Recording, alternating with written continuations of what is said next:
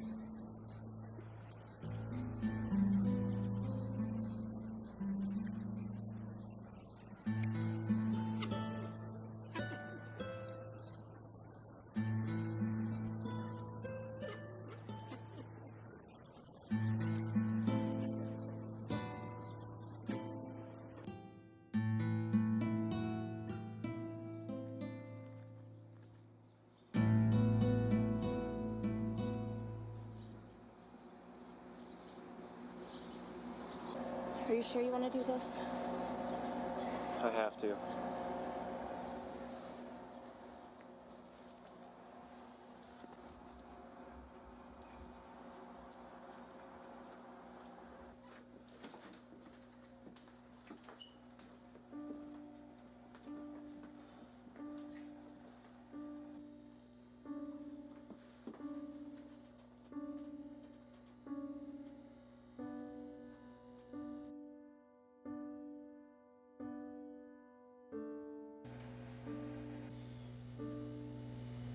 So what happened? After the accident, they packed up their bags and left. I offered to pay for the surgeries, but I guess the loss was too much for her. She died a couple weeks later.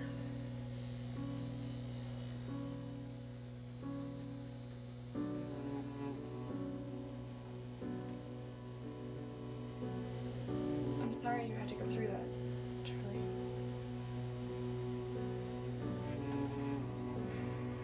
Let's go.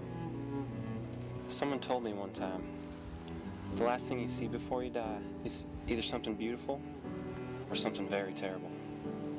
But it all depends on how you lived your life. What do you think I'm gonna see? Charlie, Isn't it beautiful? I came out here that day, angry. I didn't know what to do. I held that cross in my hands, wondering what it all meant. what did it mean? We all deserve second chances. There isn't a day that goes by that I don't regret what kind of person I was. But I've learned something from all this. It all happened for a reason. Now those tiger straps have faded. I'm ready to start over. Charlie, I love you. Come on.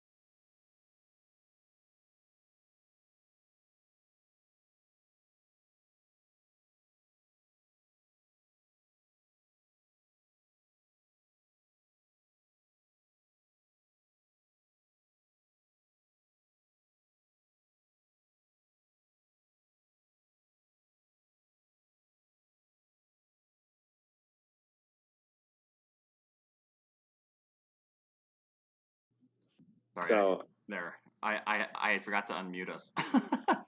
So go ahead. Go ahead. oh, Just kind of like recap that in an abbreviated way. yeah, no, I was 18 years old and just full of piss and vinegar. So like, I wanted to tell a story, and I was like really influenced by the Amores Perros and 21 Grams and Babel films, and yeah, I just when I was a kid, they like we didn't have anyone helping making the movie, so like I did it pretty much all by myself, and we had a full cast before we started rolling, and for one reason or another, they all fell off. So I had to fill those roles and get my friends and family to do it as well. So, so if anything, it's just like I'm just like proud of it now because like it was like it was like the first time that as me as a person ever proved that I could do something Right. or like go through with it because I wasn't a good kid in high school and anything else, and like I had Like a a lot good of student emotion. and stuff, you mean? Yeah. So I wanted to prove that, I wasn't an idiot, and like it's just like, yeah, I don't know. It's tough to like divorce yourself from those things now because it's like you can tell it's a movie made by a kid. Right. A kid Right. who didn't know what he was doing. But at the same time too, like we talked about, like I am proud of myself for being like at least exhibiting storytelling like at a complex level, honestly. So Yeah, I mean, you definitely had instincts that like were in the right lane, you know. I mean, right, even if yeah, like that didn't develop into like a masterpiece or anything like that, the yeah, fact that you were willing to take chances to try something at that age, like it's hard for me to imagine even attempting a feature until like a few years ago, you know. yeah, yeah. Um, and to that end, I mean, like, how did that feel, you know, working on something like this right out of high school? I mean, did you feel probably some combination of all these, but like, you know, terrified or like liberated or what? Like, what was that Yeah, I like? mean, it was definitely like life or death. It was this works or like I'm completely out of my mind or something, But I felt I was like really stressed at the time also because a third of it is in Spanish and like I'm not extremely comfortable speaking Spanish, or like one it's one thing to write it, Mm-hmm. but it's another thing to like act in it and then do it in a different language Right. and be directing and like have the whole thing in your head. So yeah, I was just like out of my mind, and I was going through like I found the master tapes for it, so I was going through and I was seeing all the in between stuff, like all the stage direction stuff, dude. And I was out of my mind. I was just like yelling at everyone, Really? like, Wow. oh yeah, dude, because Just I was from the just like, stress, or is that how you felt like a director should be? no, just from the stress of Yeah. just like it was a balancing act. I was like, I have to keep this in my head. Like if no one understood what was in my head, that sort of thing. So, Right. Right. um, yeah, it's crazy. It's just crazy to think about that I did that 10 years ago already. What did your script look like? Was it like properly formatted and everything? I had it because I lost it when one of my hard drives crashed. But it was like I remember at first it was called Redemption at Dawn, and Okay. then that was like it was like Leo, who was in the movie, my cousin. He was like, yeah, it's a little it's a little too westerny and a little on the nose. So I was Yeah. like, oh okay, and and I remember I wrote it on like Word or something, and I'm guessing it was formatted correctly, like internal, external. Like back in those days, I used to read scripts and like I used to watch the show Lost with subtitles and just like study how that was written so I could like transpose it into something that was like a screenplay. Right. That's crazy. Um, so going back to The Road Not Taken, which hopefully people that are here watch that as well. You had mentioned to me that, you know, a major reason why you didn't win at state for that, even though it's like cinematic or however you Yeah, want to say, um, yeah, was that it was too violent. and I want you to recount that little experience that you had and what they made you do. Yeah, it was weird. Like, even back then, I had this like view that if you're going to show violence in a movie, that it should be extreme because you want it to be shocking. Otherwise, you get like used to it and it gets like really Hall of Mirrors type of stuff. So Yeah. I like went overboard, and obviously it was violence in a school. So when we when we took it to state, um, they were threatening not to show it because it was too much. There's too much blood and stuff. So I had to write an essay before the night was over, before like the judging night was over, basically defending my position on violence in film and in video.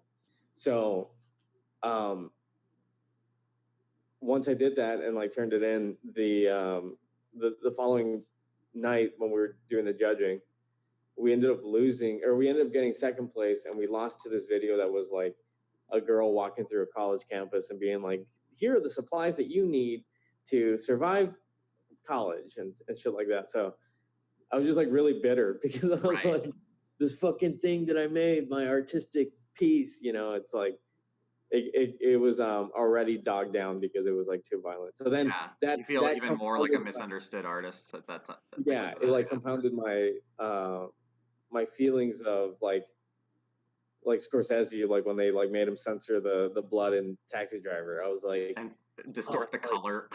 yeah, I was like, like I'm experiencing that too. Oh wow. Yeah, that's man. Yeah. So that just fueled the fire. Exactly. Yeah. Um yeah, I guess we kind of touched about like things falling apart in the last minute and stuff. But this uh, you know, I don't know if everybody knows, but Oscar didn't go to film school. Like this was at least like the first year of your film school essentially. Like and Yeah. Bereft was your third attempt at a feature, and even from this to there, you can see a lot of growth. Even if Bereft is not perfect by even the standards you would hold yourself to now, like um, there's a lot of growth in that, and those features were your film school on how to competently tell a story, and then as things went along, more and more technical stuff, and then as we'll see, when we start working together and doing um, more, I guess, ambitious shorts and so on, like that even further. I mean, it furthered my even technical education too, and I went to film school, so like on your end too, like that's I think I don't try to tell people one way or the other on whether or not they should go to film school if they're thinking about going to film school, but I do think the best thing that I think film school has to offer is teaching you how to work on sets, because and having people available to work on projects with you, because you can learn about exposure and editing techniques and stuff like that. You might not learn from the most reliable sources on YouTube, but sometimes there's really good sources, and there's a lot of like teaching yourself opportunities, especially now, than there ever used to be. But if you want to like actually learn the collaborative process that is filmmaking in a really hands-on way and not have to pay money to well, I mean, you do have to pay money for tuition, but you don't have to rent equipment. The equipment is like essentially a library. I definitely recommend going to film school for that reason. And then you make all sorts of connections. If I hadn't gone to film school, I wouldn't have met Jack Baranek and worked on Max Bishop. I would have just been so like there's all sorts of reasons, but like The thing though for me was that I didn't have an option. Like right. it wasn't an option for me to go to film school because like it was either I pick up a trade or I start working full time as a custodian. Yeah. So so for the one thing that's like poking my like heart or like tugging at me or driving me in one direction, it's like if that doesn't work, nothing will. So like Yeah. but sometimes you have to take that plunge and fail a lot. Like Right.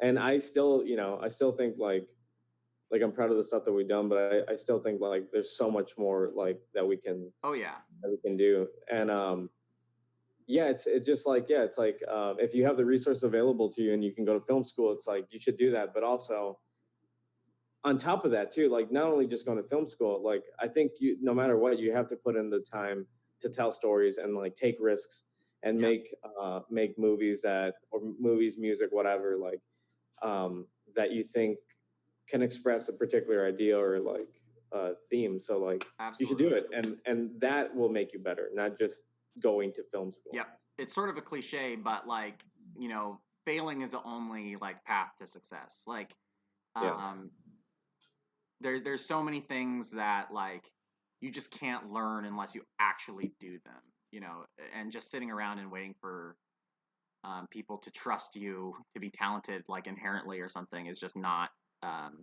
just doesn't work that way. Yeah. So we got 1 minute or so here. I guess I'm just gonna, mention. So, like, up next, speaking of film school, are projects I made in film school. First one is called Nothing to Do with Sirens. It's an experimental film we shot on black and white. It's just over a minute long, so if you blink, you'll miss it. And then up next is another one we shot on film called Between a Bridge Rock. That's a comedy. Then Sleeper. That was my friend Josh is his senior seminar film. That was shot on a 5D, I think, and that's like a psychological thriller. That's also this Sleeper and Postmortem, which was my senior thesis film, are viewer discretion advised, probably rated R. So if you have kids in the room, be aware of that. But yeah, I hope you enjoy, and I guess we'll be back in maybe 45 minutes to an hour whenever they're done, and we'll talk then. So until then, it's been fun. Thank you to everybody who's donated so far, and we'll see you soon.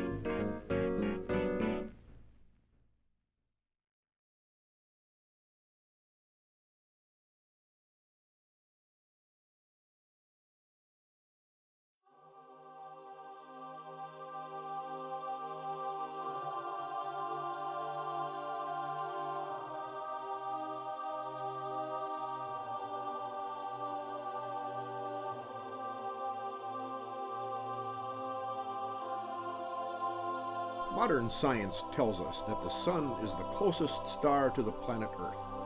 But in 1987, that science would be proven wrong when Brendan Bridgerock was born a star.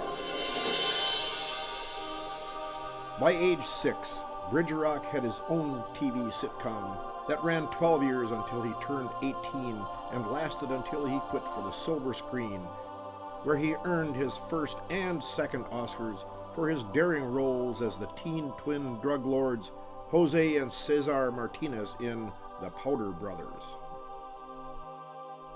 How did you get inside the mind of two brothers having to sell cocaine at such a young age? When I first got the script, I was in the Bronx at the time. And it was pretty late. It was 4 A.M.? p.m. And I heard a gunshot. And I knew. I knew who Jose and Cesar were. I felt the pain and the bond. By age 23, Bridgerock had 2 more Oscars under his belt and earned esteem for his global activism.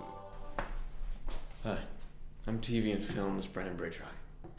Did you know, every year, 10 million Americans suffer from paranoia, and that number is quadrupled by the number of government cover-ups? Stop paranoia.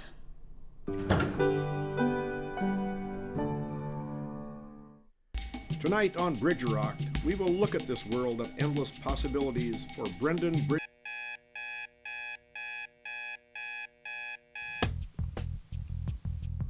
What's in a name? I'll tell you what's in a name. It's the root of our identity. I'm sure most people don't realize it, but it is. Now, I'm not saying that every John Smith and Susie Q are the same person, but think about it. What's the first thing we do when we meet someone new? We tell them our name. It's how we distinguish ourselves from other people. You'd think if we could pick our own careers, spouse, or even lifestyle, we'd be able to do something as simple as picking our own name.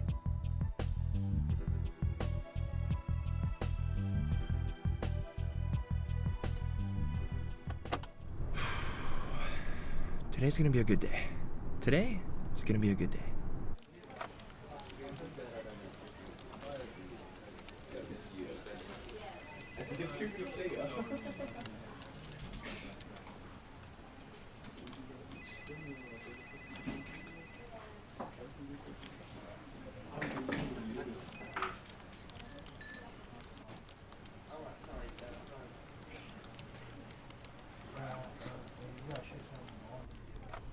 Today's gonna be a good day.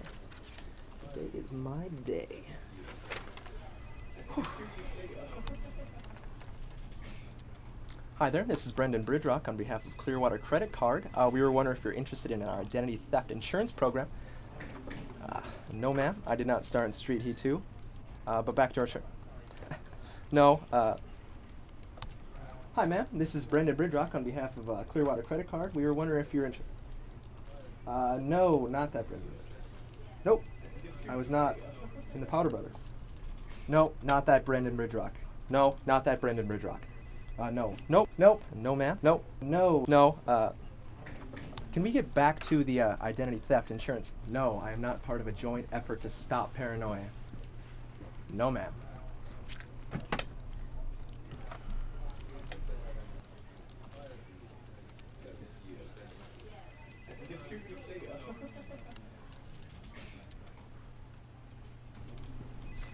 Brendan, can I talk to you for a second? Yeah, Mr. Mitchell. Well, your numbers have been really low this quarter. Sorry, Try and pick it up, movie star.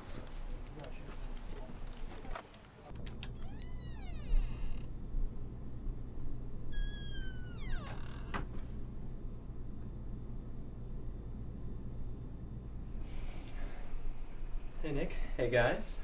Hey, what's up, asshole? Rent's due. Oh, but I suppose you can pay it off with, what, that $2.5 million you got making the last movie? Yeah, I'd like to see that money. Yeah. I'll get you that tomorrow.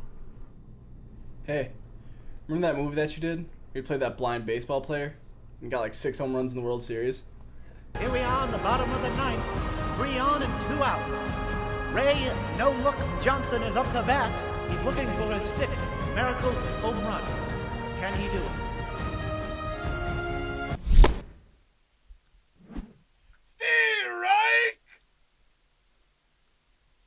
Yeah, really helped me out this season. That's good. Yeah, I don't really remember that. No. The one that really touched me was where he played that ninja with Tourette's. Yeah.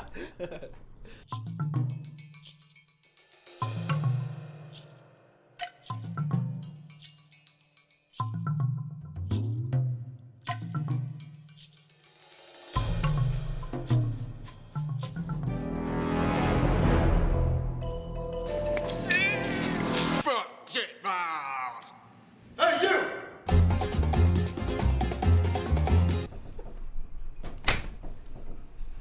Yep. Let's see. Assholes. Another day. I've been asked before, why not change your name if it bothers you so much? But why should I have to change if I didn't do anything wrong?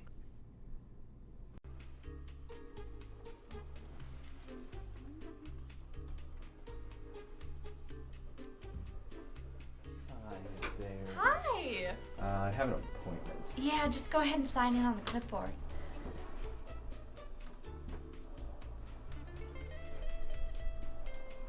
All right. All right. Great. You can just go ahead and have a seat.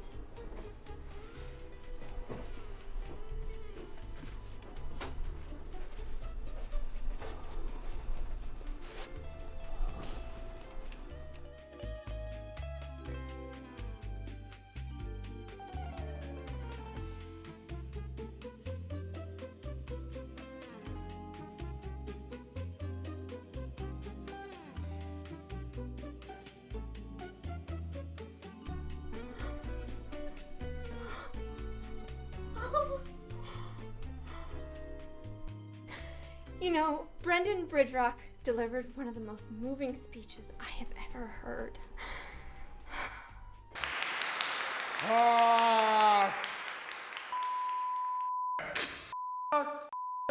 Me in my guys. They couldn't make it bigger? I know why. They're trying to contain my ego. Good luck. I'm gonna get my sucked over this. I'm gonna get my fucking sucked, Mom. Mom, fucking thank you. Thank you, Mom. Mom. My dentist, Harvey? Harvey. Fucking Harvey, dentist. That speech was the reason why I went into dentistry.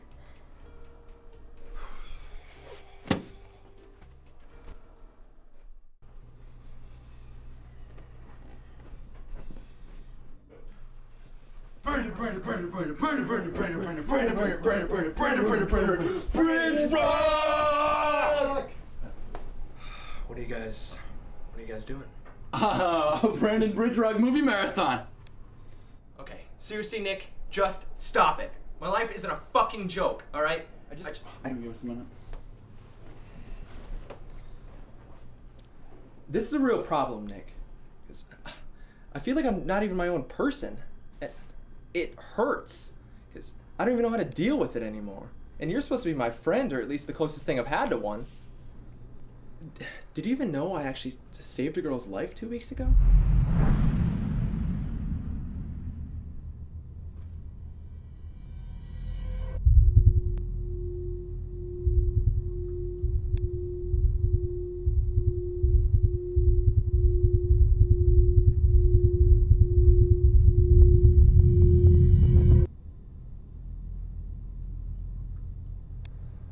And when the father asked me what my name was, so he could thank me, I just had to walk away.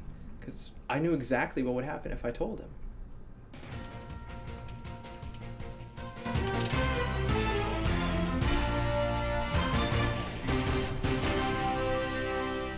Hello, Chip Davidson here. We interrupt this presidential address with live breaking news from right here in the studio at KVZY. It appears that the gods are smiling down upon our small city of Clarksville, as they have brought us quite the glorious gift. Live here in the studio with me tonight, ladies and gentlemen, I can't believe I'm even saying this, Brendan Bridgerock. Let me just say it's an honor to meet you, sir. Hey, Chuck, how's it going? Well, it's going all right. Let me tell you, my fiance just loves you. She loves everything you've done. She's single? We'll talk about that one later, all right, buddy? Oh, man, I'm like a kitty with a ball of yarn. Wow. All right, I'm sorry, excuse me. Now we here at KVZY we're the first to break this story, and I'm sure our audience at home would love to know. Now, you'll be filming your next movie right here in Clarksville. Is that true? Yeah. And there's your scoop.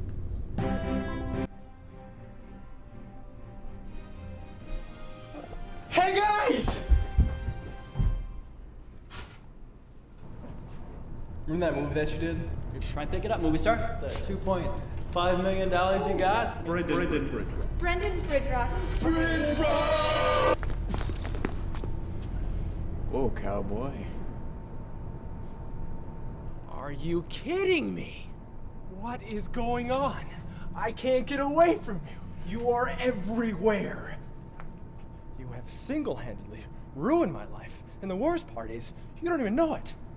I don't even know you, dude. You're freaking me out. Yeah, nobody knows me because of you. I'm the guy who can't live his life because of your dumbass. Hey, hold on there, amigo.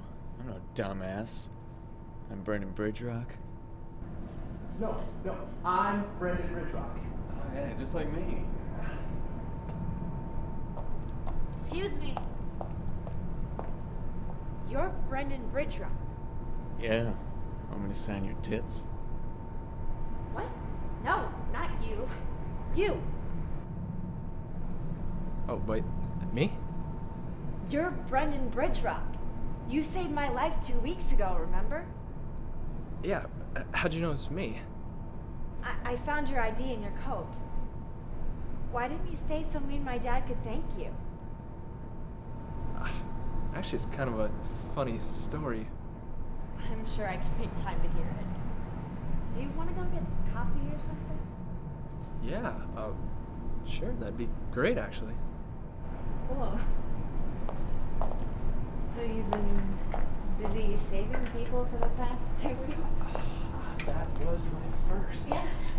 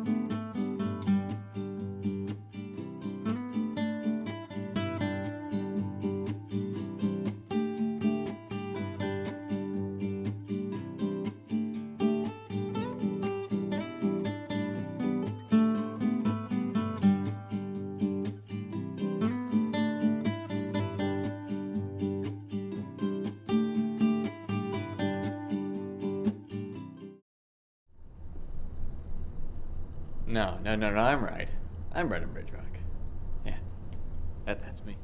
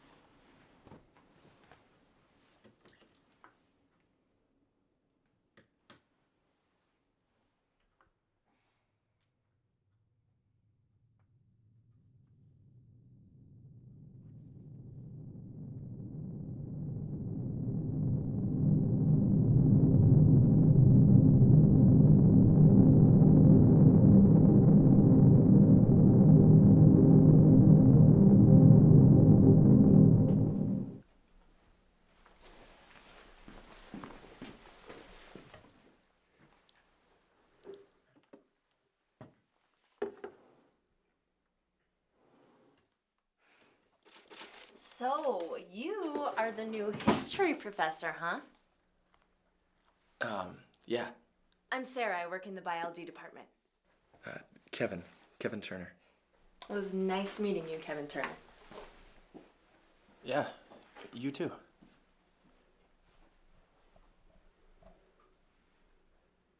Sorry to keep you waiting, Kevin. I just wanted to check in on you, see how your first couple weeks have been going. Everything all right? Yeah, they've been good. Everyone's been great. Everything's been really great. That's good to hear. I mean, I know what it's like, adjusting to a new community. I mean, take me for example. When I first started here, it felt like this place was a foreign country. And look at me now. I'm head of the history department.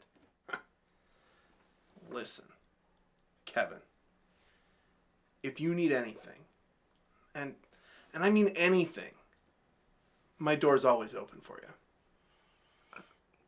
Thanks, Mr. Spencer. I mean, that really means a lot. No problem.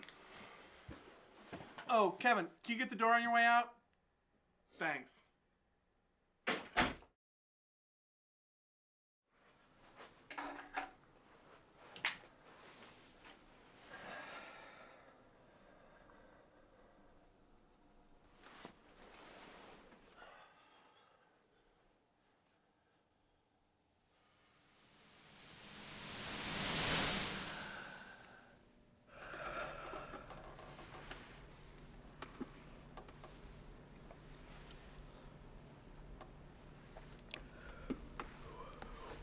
What is this? Where am I? Good question. I don't know. You're the one dreaming. I'm dreaming? You fell asleep and now you're dreaming. You have quite the imagination, too. Why are you here? Well, from the looks of it, you may want to talk about something. About what? I don't know. Anything. News.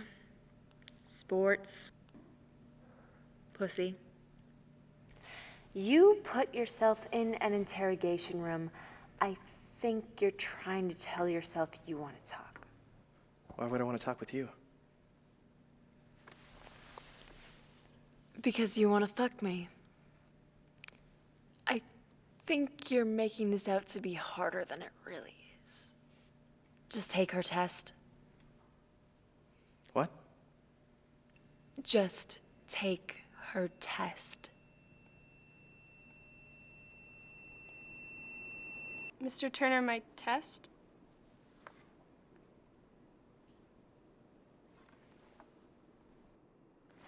Yeah, thank you. Are you okay, Mr. Turner? Sorry I took so long. No, it's fine. I'm fine. I'm sure you did well. All right. Well, see you next week then? Yeah, you have a nice weekend.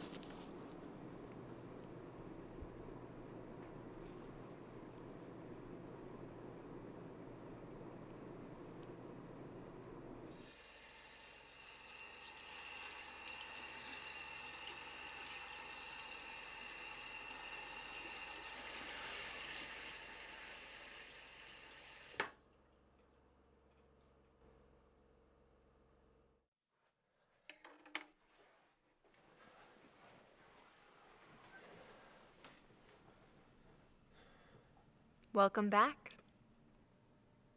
What happened to me today? What's happening? I'm sorry? I was dreaming.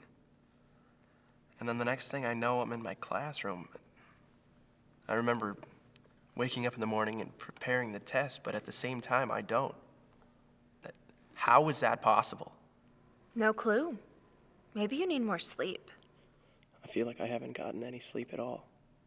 That's not what I meant. You look like shit. Just in general.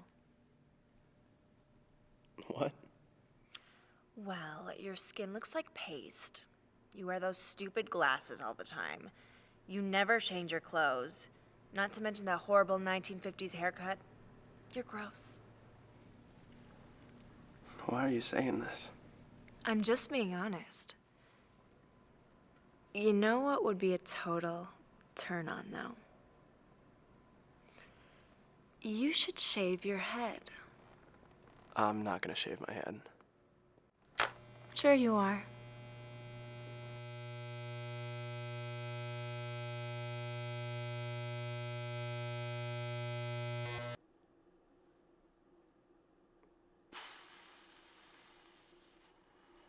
Thanks for seeing me, Kevin.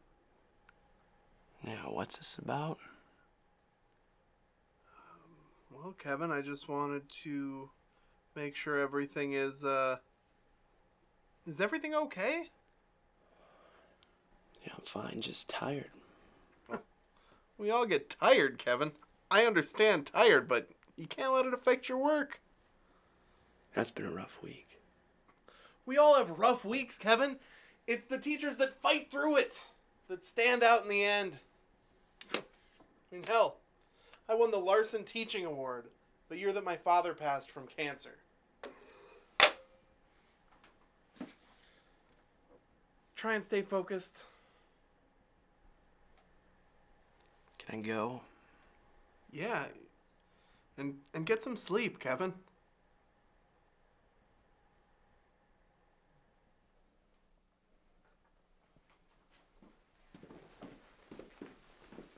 Hey, you. Hey, you.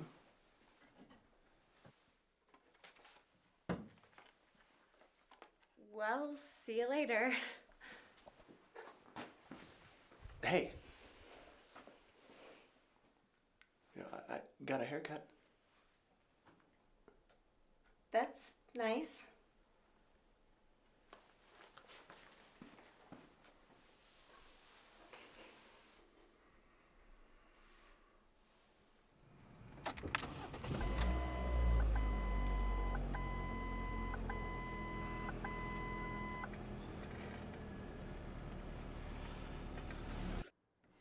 Don't you look sexy? What's happening here? You know, I keep falling asleep and I'm always tired. You stress yourself out too much. Relax a little.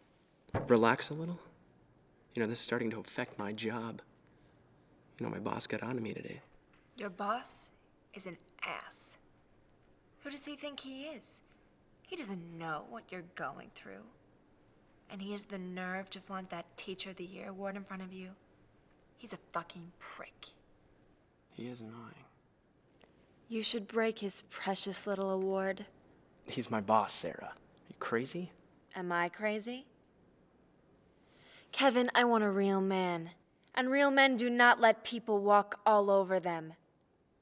Someone needs to put him in his place.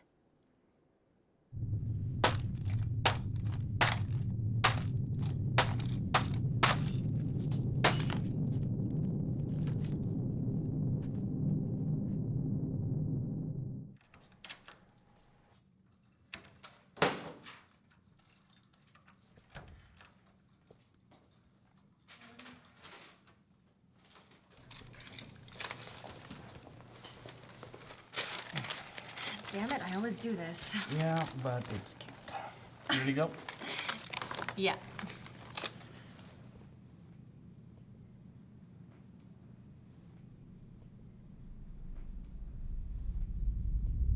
You look like shit. When did I fall asleep?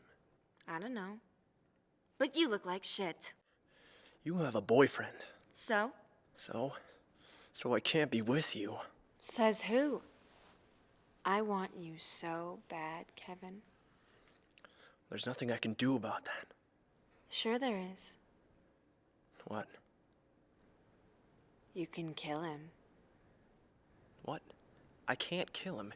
You're just a dream. This isn't real. I can't kill a man. Don't be such a pussy, Kevin!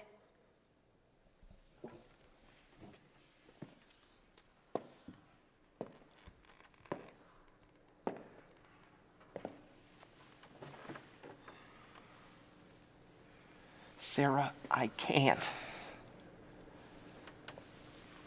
Not even for me? No, I can't. Kevin. Sarah, I can't. I can't. I can't, Sarah. I can't.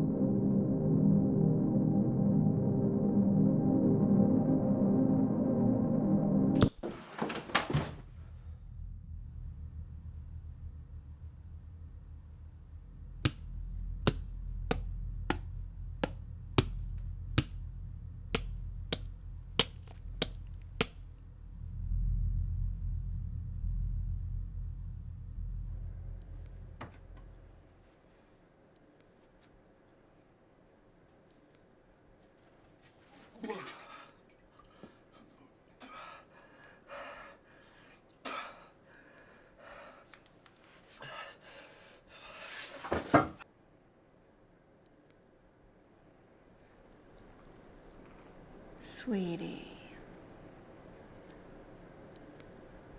Sweetie. Baby. What have I done? You proved that you love me. I killed him. You had to if we're gonna be together.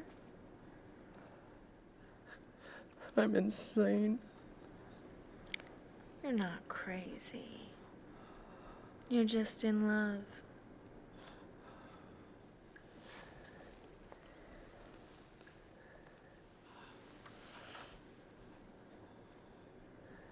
Fine, be a little bitch.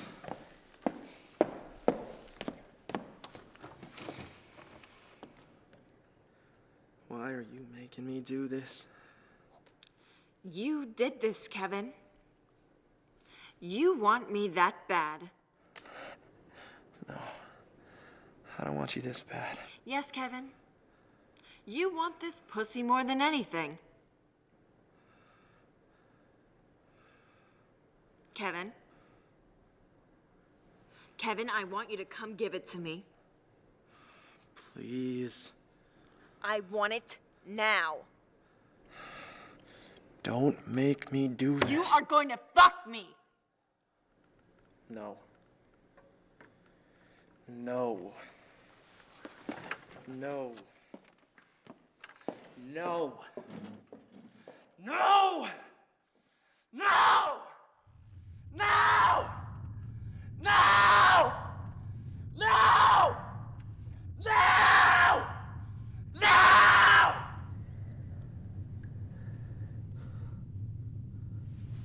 Oh my God.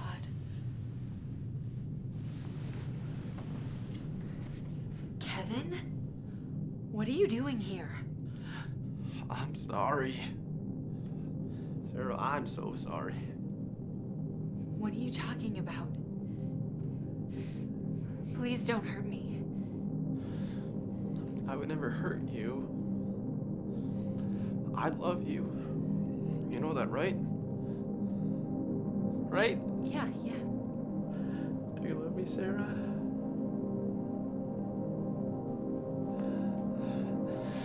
Do you love me? Yes, I love you.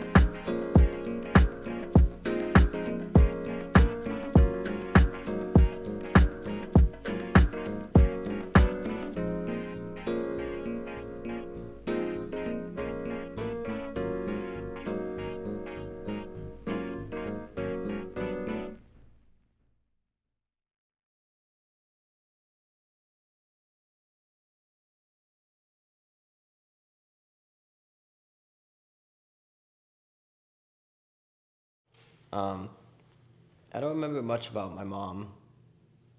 I was just 6 when she died. But I remember the day it happened. I just sort of wandered into her room, and she was lying there in the bed. And I remember thinking, she looked scared.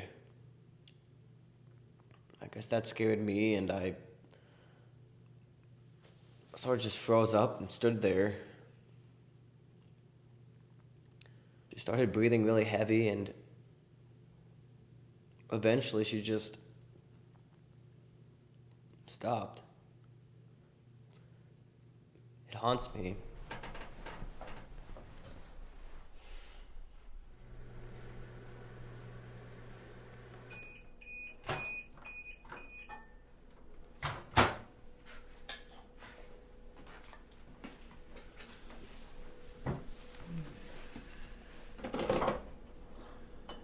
You know what day it is tomorrow? Thursday? Come on, Daniel, you know. It's your mom's birthday.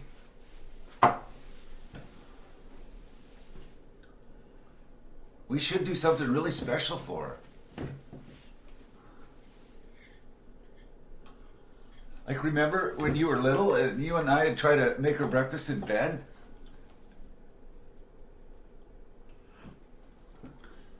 And she hated that food. I don't blame her. She loved us for trying, though. It'd really be nice if we could do that for her again. I know it'd make her really happy.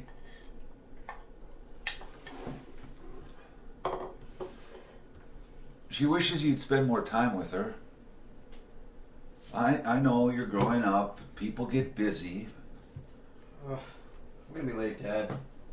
Oh, okay. Hey, while you're out, can you make a trip to the grocery store and pick up some stuff for the big day tomorrow? Living with my dad was tough. I remember being like, I don't know, 8 or 9, having to fend for myself. I'd want to go to like the park or the zoo. Dad would never take me. He was sick. I didn't know.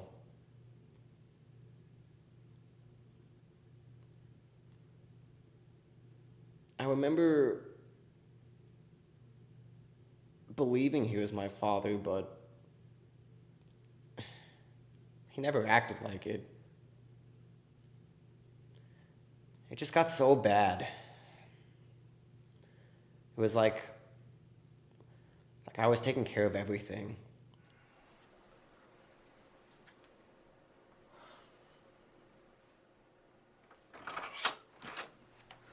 You can come in now, Daniel. Thank you. Okay. So I've been looking over the paperwork again.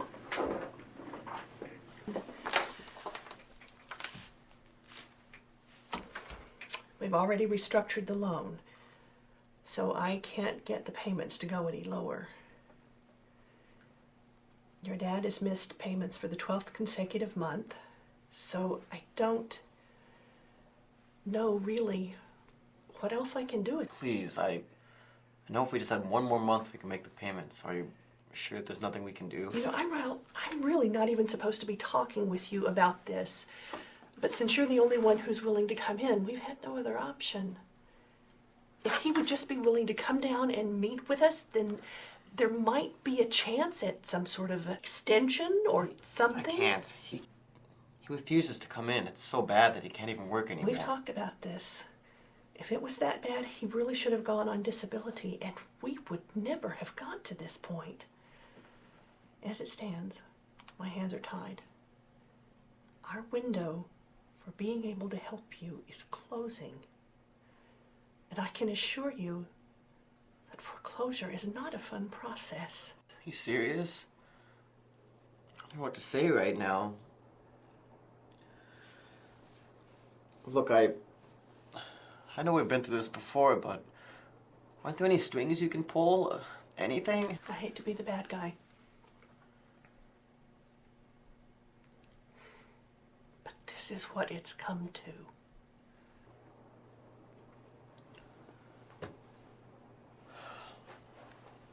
Thanks. Dad and I were in two totally different worlds. I love you too. Afraid of what?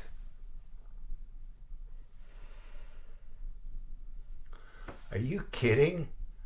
If anything, all this meant I got to spend more time with you. And I mean that he really believed that, well, that Mom had never died. I'll never forget how I felt when we bought this place. We just found out we were having Daniel, and then we were buying a house. This is where we became a family. I was afraid of hurting him. So I felt like I had no choice but to play along. You know he loves you. I know it's easy for you to feel that way sometimes, but... Dad. He's growing up. You know how busy kids get. Dad? You just wait till tomorrow, and there's not going to be any doubt in your mind. Dad. I'm actually really excited about it. No, I'm not going to tell you. You're going to have to wait and see. In all the aspects of my life, I kind of became a ghost. I would just fade into the background as everybody else went about their business.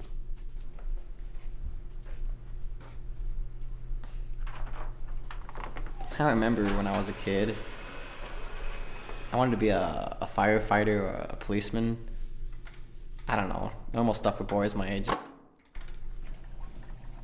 I wanted to protect people, to save them.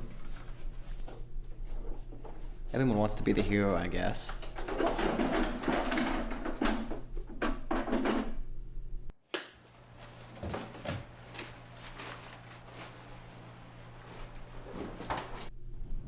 It's hard, though. You get tired. When you have responsibilities, dreams just aren't part of the picture. You have to come to terms with the way things are.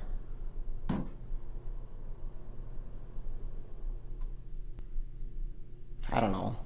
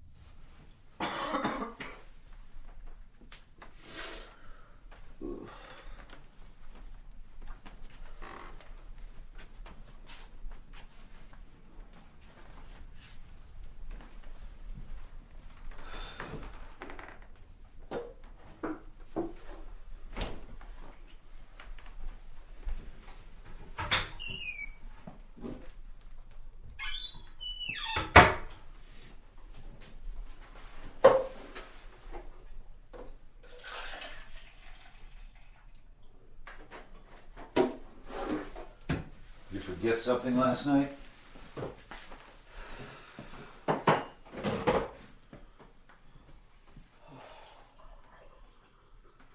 What day is it? Oh, shit.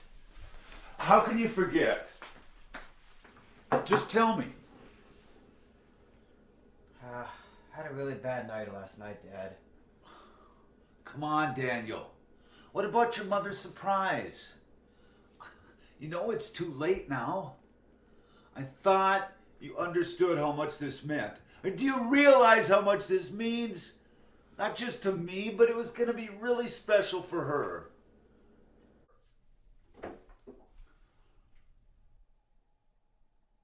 Dad, I love you, but I can't do this anymore. Can't do what? Come on, Dad. She's gone. Gotta let her go. Stop it. Can't just keep pretending, Dad. Pretending? Do you understand what your mother is going through? I can't take care of you anymore. I can't just leave her here by herself. She's sick, for crying out loud. She is your mother. Why can't... I don't want to lose her again, Daniel. Why can't you just wake up? I know you know. And I can't be your goddamn slave anymore. She's dead. Don't say that. She's gonna be fine. She's dead. Don't you ever say that. Don't you ever fucking say that.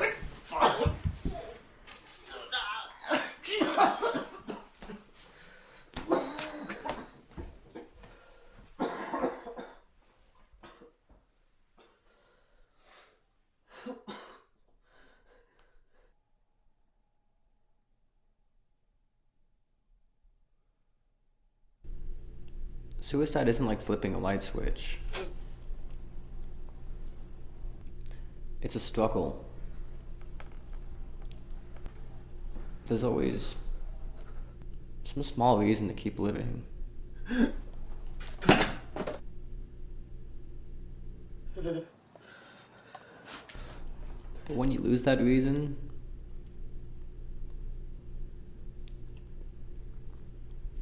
for even 1 second,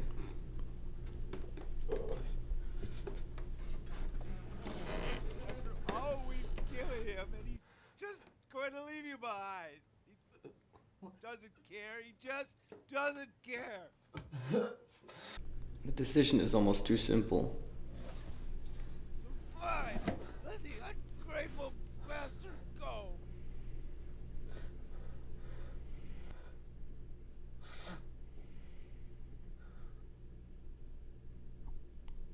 And I made it.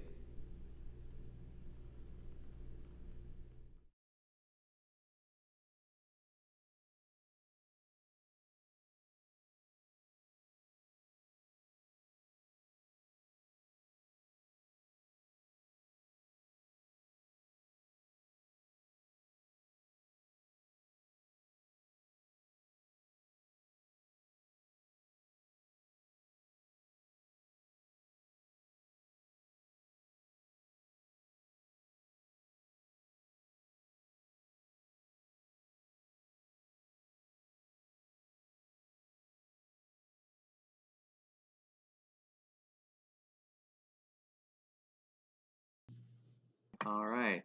Hopefully that wasn't too bleak for you all. So this, you should talk about how, like, what was going on during this era. Like, you were obviously in film school, but like, who were you collaborating with, and what were you guys making together? Okay, so yeah, for Nothing to Do with Sirens, the very first movie, that was a solo project, so to speak. I mean, obviously there was people that helped. Chris, who directed Postmortem and was in a lot of the younger age stuff, he helped me out on some of this stuff. For Between a Bridge Rock and Sleeper, though, that was kind of a core group of 4 people in particular. I mean, me, Josh Wallace, and Adam Brandt were the main 3 as far as like crew and writers and stuff. And then Caleb Kalinsky, the main character in both of them. And then, yeah, Caroline, who is the female lead in both of those too, Caroline Stamas. we kind of like we're all super comfortable working with each other, and Josh and Adam both live in LA now. I still try to talk to them as regularly as I can, and yeah, they just are trying to finish a feature now, which is cool. But yeah, no, that was they were like, I was kind of in those two different camps. I mean, like they did have like major Venn diagram, but those were my people for sure. And yeah, I mean, I guess nothing to do with Sirens. It was my second year of film school, and we were working on black and white reversal film, 16 millimeter, and that was I shot that on a Bolex, which is like one of the like classic, cameras basically. And yeah, that was a movie. I mean, the essence of that project was non-sync sound. So we were supposed to project our film and play our score or our sound mix separately, essentially, and we were supposed to try to sync them up as good as we can, but not make something that was totally like based on sound cues or like lip syncing dialogue and stuff like that. So that film came to me primarily visually, and I like was able to draw it out as a storyboard, in a way that like I don't know, it was one of those things that like I was just like listening to a lot of music, and that was sort of the imagery that sort of came to me, and so I drew that out as a storyboarded full idea over the course of an afternoon, and then from there, like I just had to make it, and that film I actually won that semester's like sound design award, for the film department, and I still am definitely like happy with that film. There's definitely things I would change about it, but those things are just based on the fact that I only knew so much about exposure and cameras and stuff at that time, given that it was my very first film class.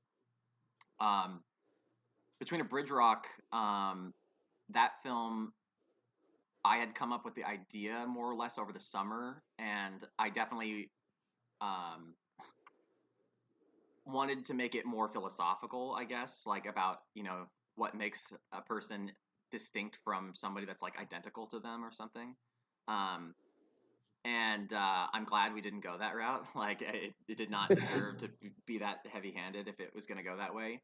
So Josh, who directed it, he I don't know if he still does stand-up comedy, but he did stand-up comedy for a long time, and that's kind of his wheelhouse. Sleeper, as dark as that movie is, there's also like weird moments of levity in it, and so working with them, and also, I mean, like again, I guess like high school, working with those guys, like it was, I mean, it really is sort of a competition of bits and trying to make people laugh and stuff, and so that's kind of how the script took, was able to take its shape, was just by thinking of like the dumbest possible progression, going through that.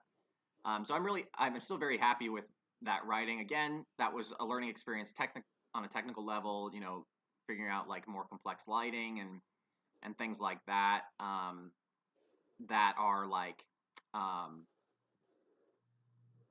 they're difficult for people of any level in some ways, but they like, especially when you're that much of a novice, that was my class after my directing class, intermediate filmmaking, and I mean that was pretty long. I don't think that was like 15 minutes long. I don't think most of these projects in that class were as long as that. They were probably somewhere between 8 and 10 minutes. So we kind of really went all out on it. And I again, I'm really happy. That one won the award for best screenplay that semester in the film department. And I think, yeah, like the writing is its strong suit, and the performances. It just like could have used more experienced filmmakers on making it, but I'm overall I'm very happy with it as a student project. And that we got into the Fargo Film Festival for that, and I actually have some of these little tchotchkes. One, this is like we would shoot on 100-foot rolls, and this is what they would look like. They would come in there, and then actually I can open this up. So they would be on these little spools. This is one that's already been processed. It's not. This is a different project, but it'd be on these little spools, and then we put them in the camera. Very intensive process that takes much longer than putting an SD card in a camera or something like that. And then this was the program for the Fargo Film Festival that year. I love this art. I have a picture of it too. Actually, I can see if I can find the entrance. Oh yeah, and I met Doug Jones that year because of I went to a lot of film fest or a lot of this was my pass or whatever. You can see that. And yeah, this was Between a Bridge Rock in the program there. You can see him.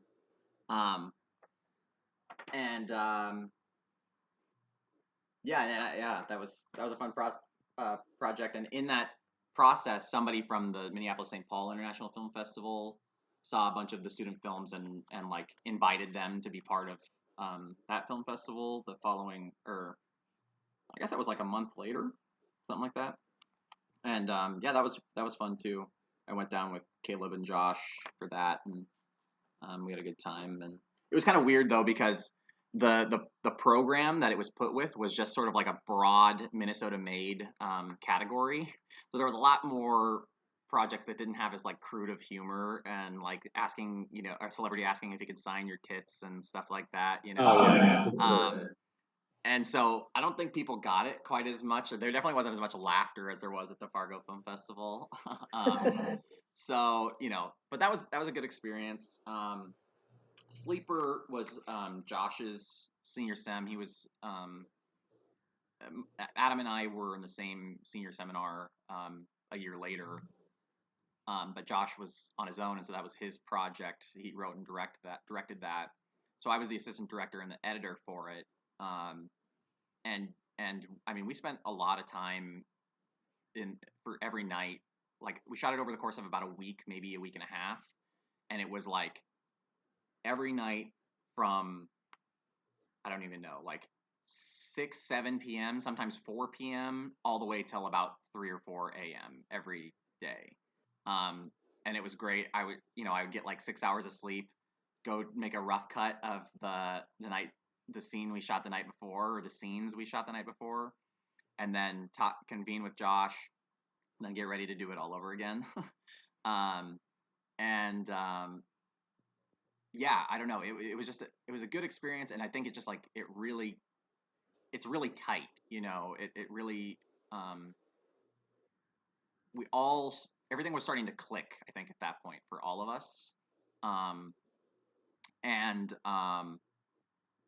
so while there's a couple little things I can nitpick here and there as somebody that was like making the project, that's what I feel good about it in that sense that like I just it's hard for me to complain about anything that I see in there. I still think it's like a great story and like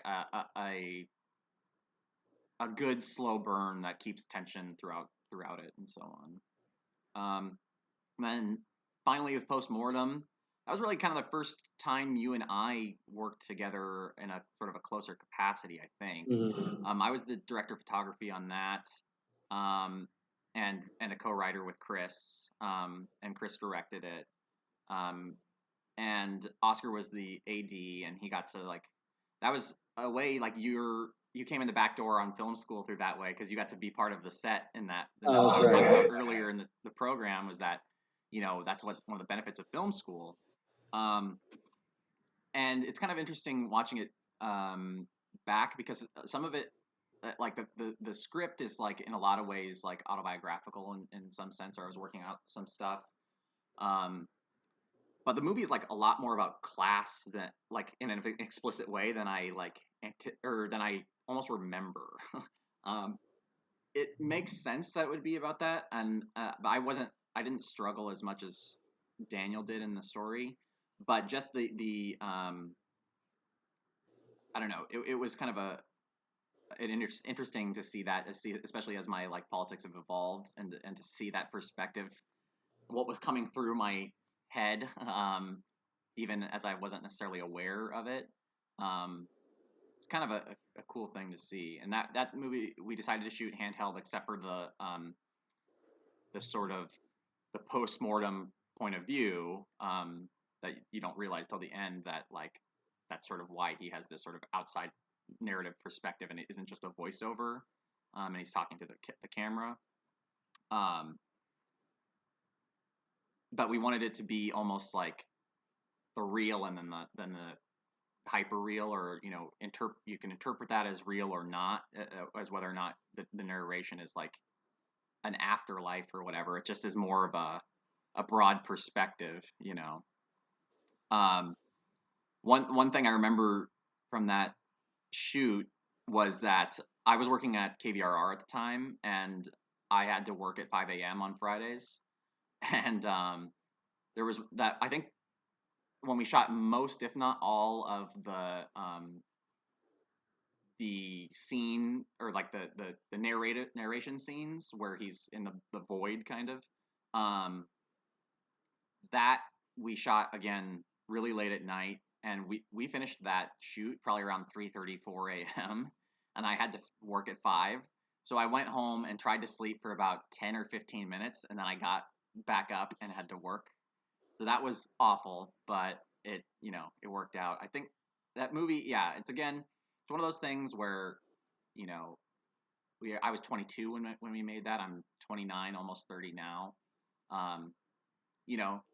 Things that I would change about it only would come with the experience that I have now, and you can't go back and transpose that experience. You have to just keep building upon what you already do. So if that's the worst you can say about you're reflecting upon a film, is that I would make it differently now because I know more now. Like, exactly. That's all you can really ask for, Right. Yeah, that's how I see it, at least now. Especially like, it's like the things that are embarrassing are just like, they're embarrassing because I didn't know any better, but now I know better. So like, yeah, you can do it better that way.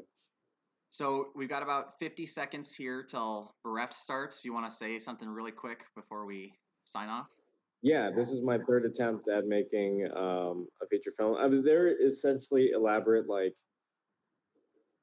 they were just like, it was a series of elaborate videos, I guess, really. Like, this is the first time, or this is the last time, really, that I attempted to do something like this, because I knew that in order to do it at an optimal level, it'd have to change. So, right.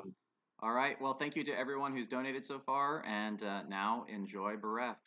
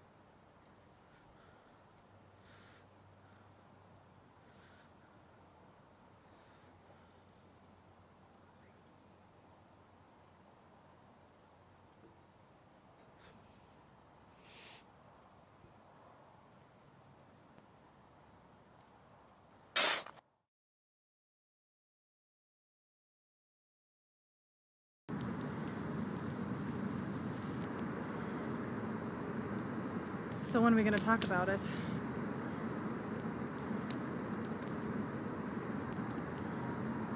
What's there to talk about? I did what had to be done. Our entire group is dead now, Manuel. We're all that's left. I know.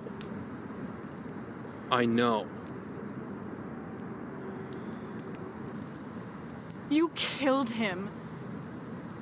The only hunter we had. Now what are we gonna do? You know why I killed him. Still, that doesn't change the fact that we're running low on supplies. We could have figured something else out. Like what? The man was going insane. Did you forget what he tried doing to Linda before she got sick?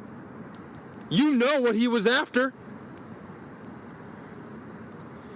I did what I had to protect us both.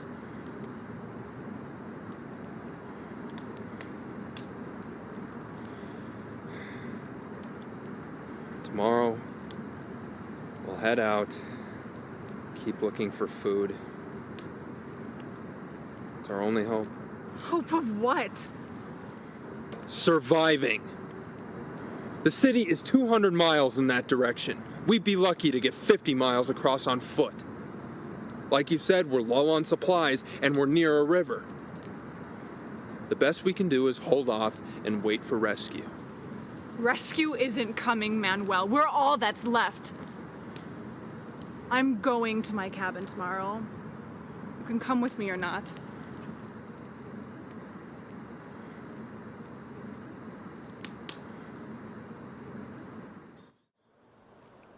Hey boys, please film where I can see you.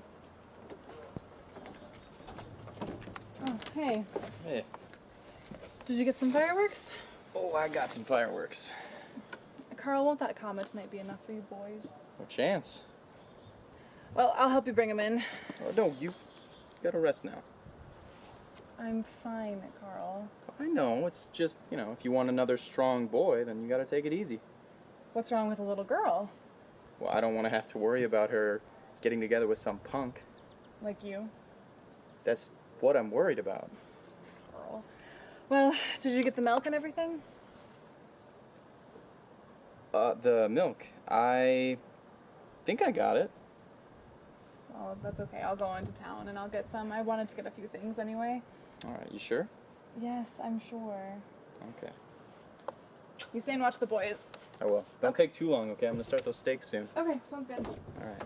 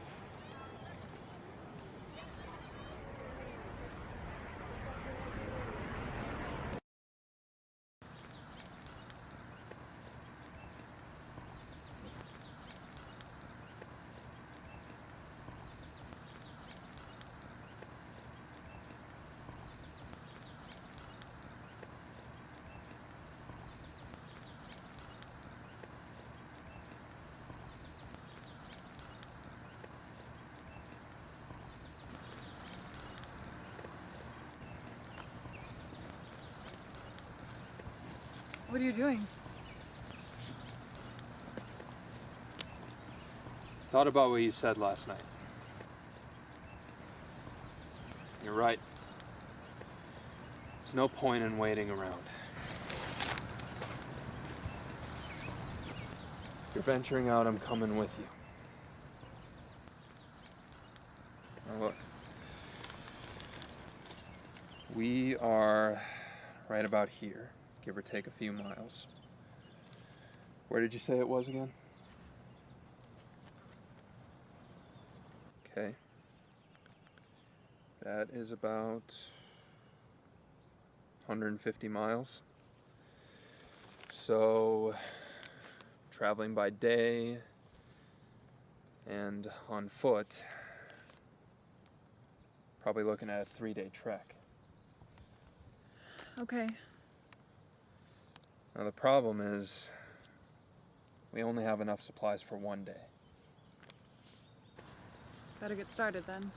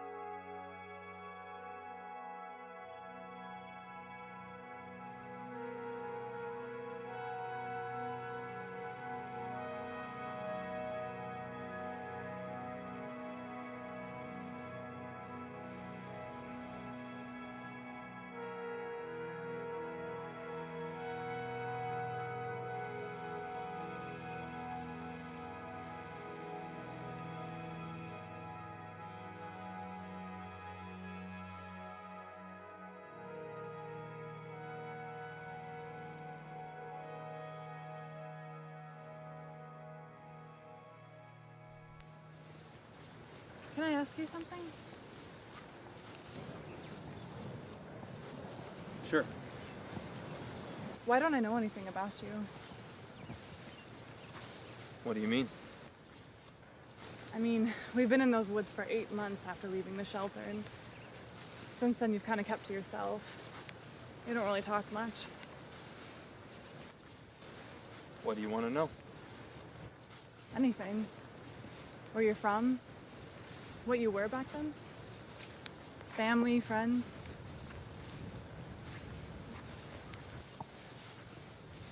Not much to talk about, I guess. My family's from Mexico, but I was raised up here. I did little jobs here and there. Nothing too exciting, really, just kind of a normal guy. Girlfriend? Yeah. She's not with us anymore. Well, you already know my story. Do I? Of course, same as everyone else's. Huh? Everyone has secrets. You can tell. You didn't hesitate 1 second before killing him. I mean, after all we've been through, you could have, a rational person would have thought it through. You could have tried to make amends. I already told you. I didn't have a choice. We both know what I found back there would change things. Do I scare you?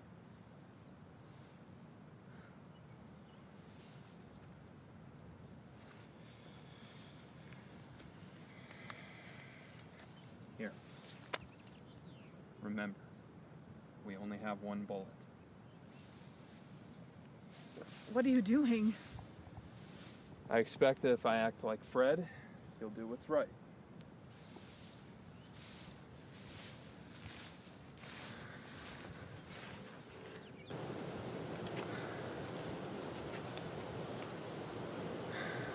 I was afraid of this. What? What's wrong? Well, I saw this tree line about a mile back. I just thought we'd see a clearing when we got closer. I thought we'd be able to go around. So we have to go through? Yeah, it looks like it. If we're going in the right direction, there should be a highway on the other side. Are we going in the right direction? I hope so.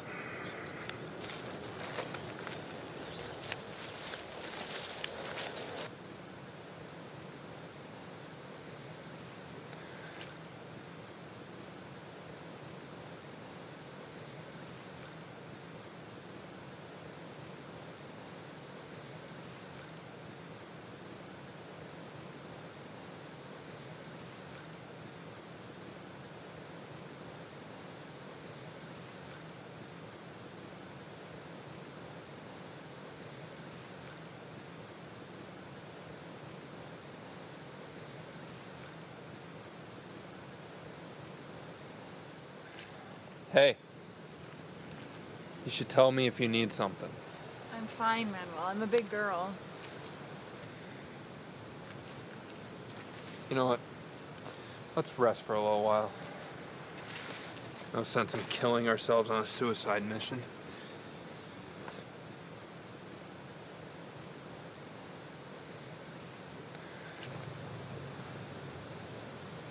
Hey, ease up. We're okay. Here.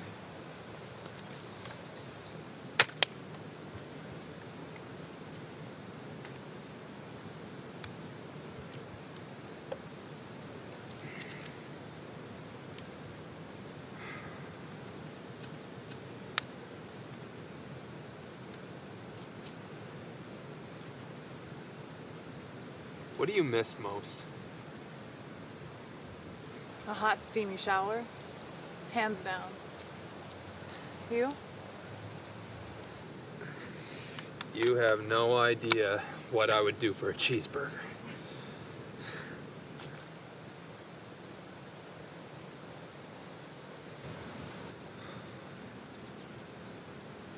Do you believe in God? No. I mean, I'd like to think that a God is guiding us to my cabin. But after what's been happening in the world, I have my reservations. But you do have faith that you'll find your family back at the cabin? That's all I can hope for. What do you believe in? I believe in second chances. I believe that everything, you know, all of this is just a test, you know, from him or whatever God is. I believe what we found back there, you know, what's in this backpack is a sign. Sign of what? Death? I don't know. Guess we'll find out sooner or later.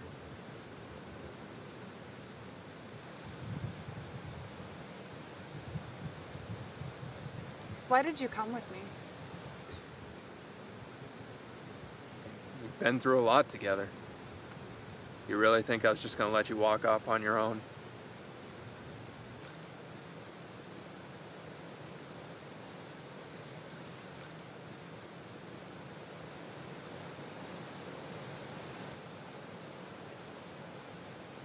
I remember the first time I met Carl.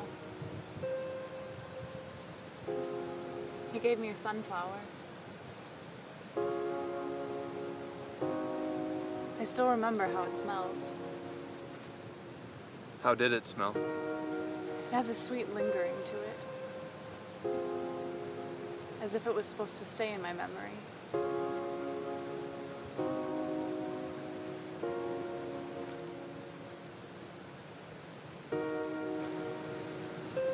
I remember hearing my baby boy laugh for the first time.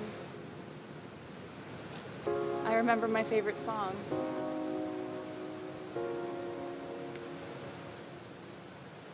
But what I don't remember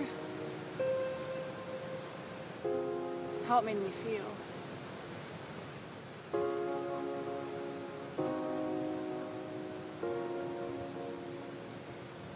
The only thing keeping me sane is getting to that cabin. I'm getting to that cabin, God permitting or not.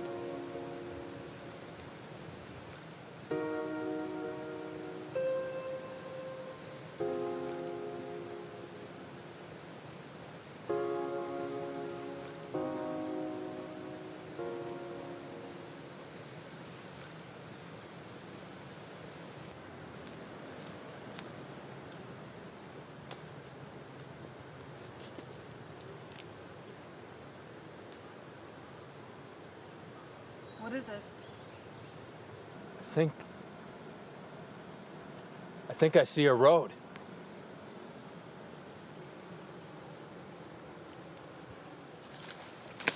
It's so nice to finally get out of these goddamn...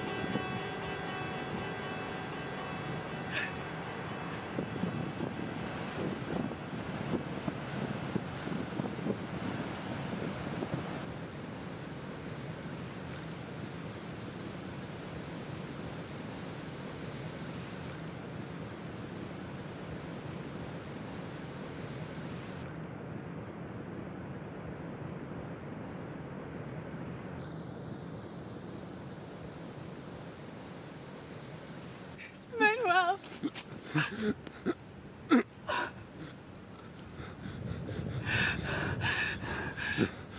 The backpack. Where's the backpack?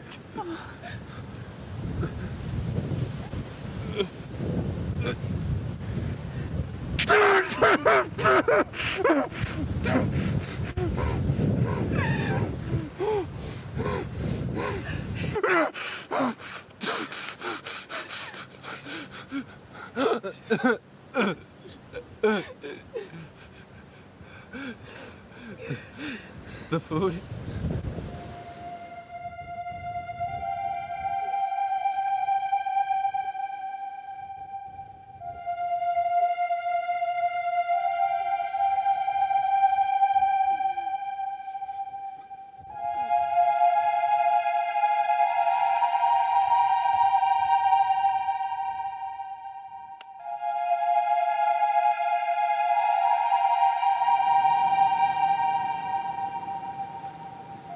No. I'm gonna bleed out. You need this for yourself.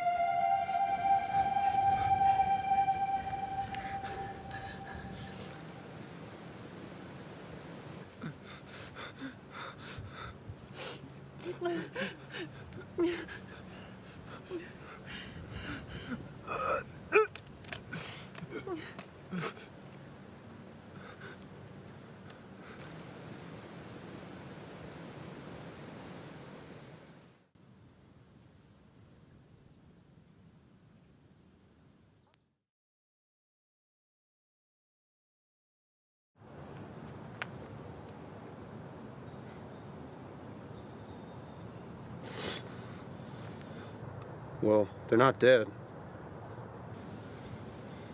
Are you guys all right? No, help him. He's really hurt. Well,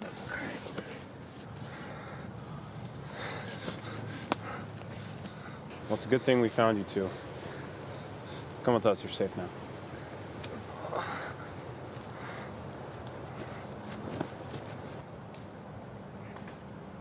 Sorry about what happened back there, guys. It's actually pretty lucky that we found you. See, this is usually about as far out as we go for food. My name's Jerry. Emmanuel, this is Cap. This big guy up here, he's Dale. He's our resident hunter, you could say. See, we mapped out a search grid of this whole area using a system of mathematics, sort of. We like to keep a tight ship back at the compound. Compound? Yeah, it's about 40 miles south. There's 12 of us, so we have food and water and shelter. You guys are in good hands now. And you know, I'm a doctor. I suppose when we get back, I can take a look at that for you. Let's go.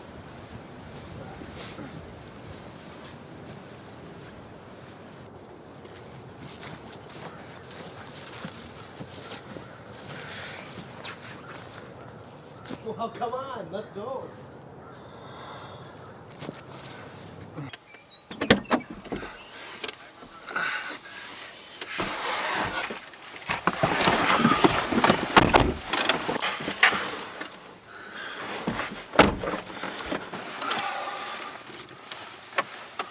Buckle up. Safety first. You guys get comfortable back there.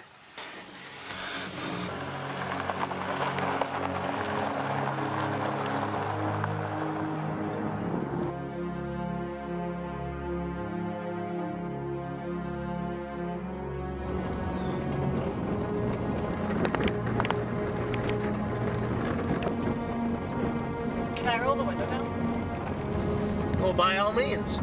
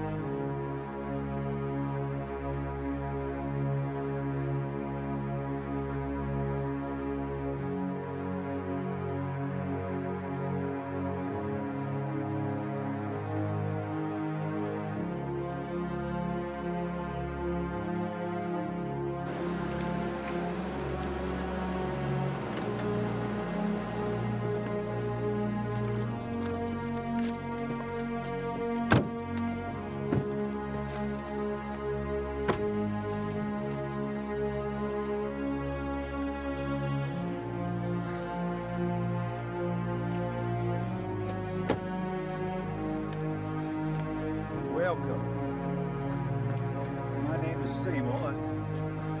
I understand you're in need of assistance. Manuel, thank you. Thank you so much.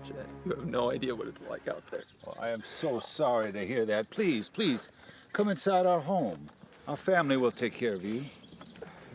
Take that from me? Jerry, please. Let the man keep his things. He's been through a lot. Miss? Catherine, thank you so much. Oh, the pleasure is mine, please. The woman will show you where you can shower. Jerry, let's get this man stitched up.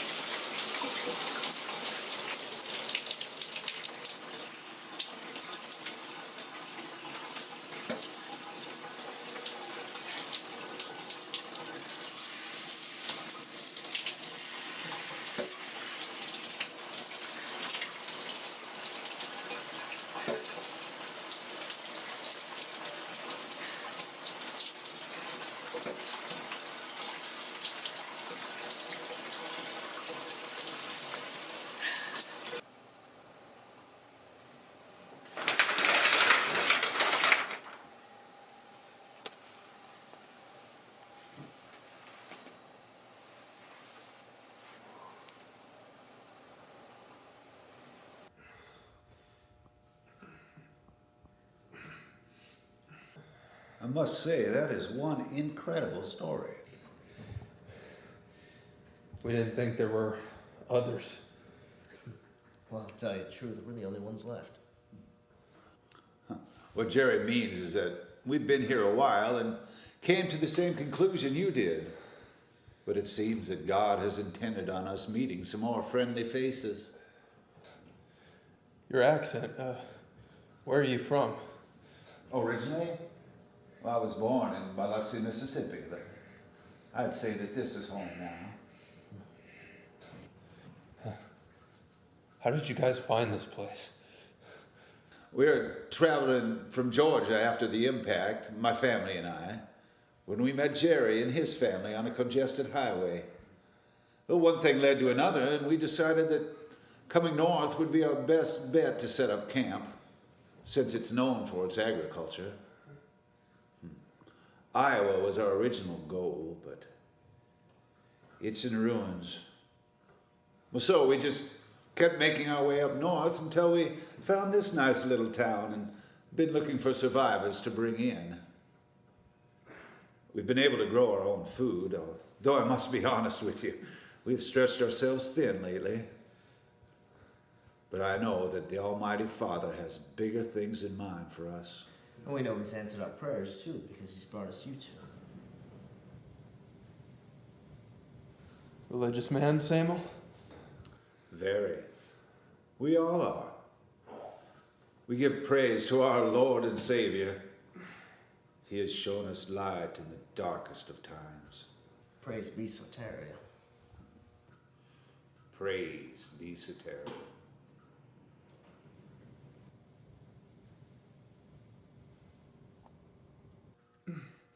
All right. Well, looks like it'll do it. You just take it easy from now on, and you'll be just fine.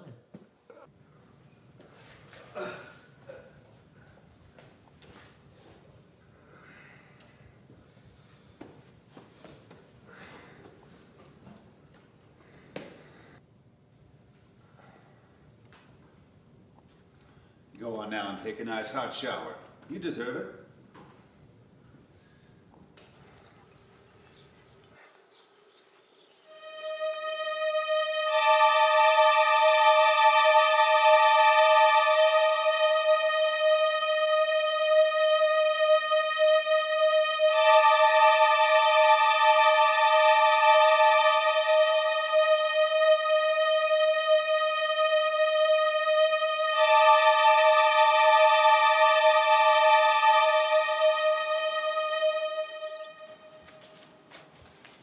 Hey, what do you think? You look like one of them. Well, the girls fixed me up. Are you okay? safe here. What? Look, just keep quiet, okay? But I gotta figure something out, okay? Just play along. Manuel, you're being No, paranoid. Catherine, listen to me. Something is not right here. Now just go along with what they say, but we need to get out of here tonight. Are you insane? These people have done a lot for us. What about your family did you forget? If we stay, then you will definitely never see them again. I need to go help with dinner.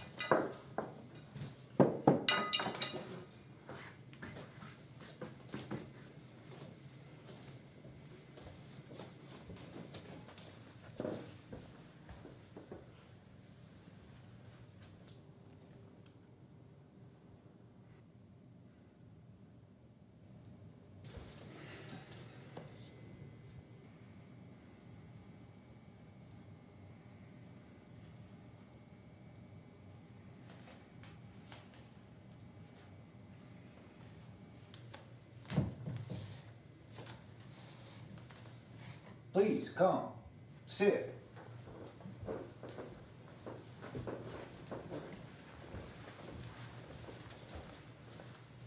Manuel, have a seat, please.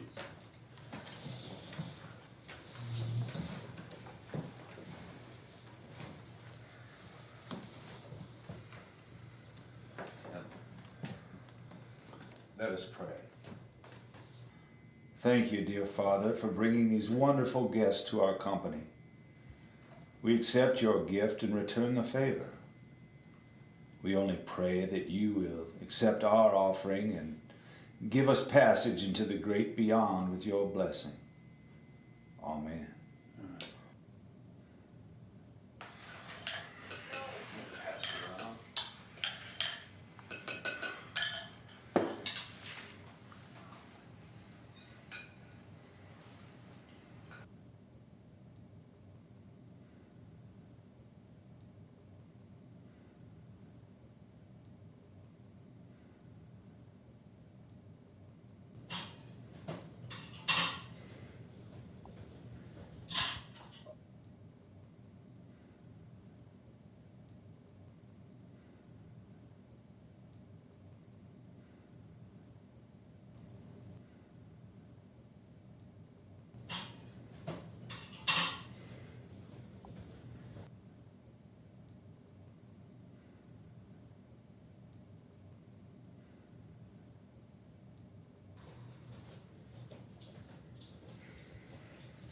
Dale, you and the men gather some wood for tonight's bonfire celebration. I'd like to have a word with Manuel, if that's okay. This way, please.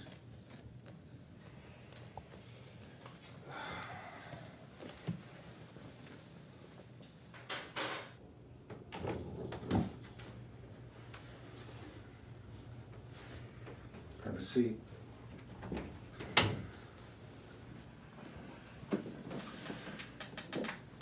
Would you like some? No. Thanks.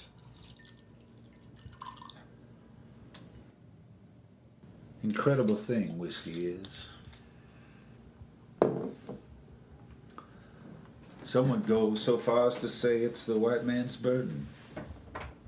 A karmic weight we all carry around our necks, having introduced it to the Indians when we arrived, having destroyed generations and generations with the disease. I'd say that's true.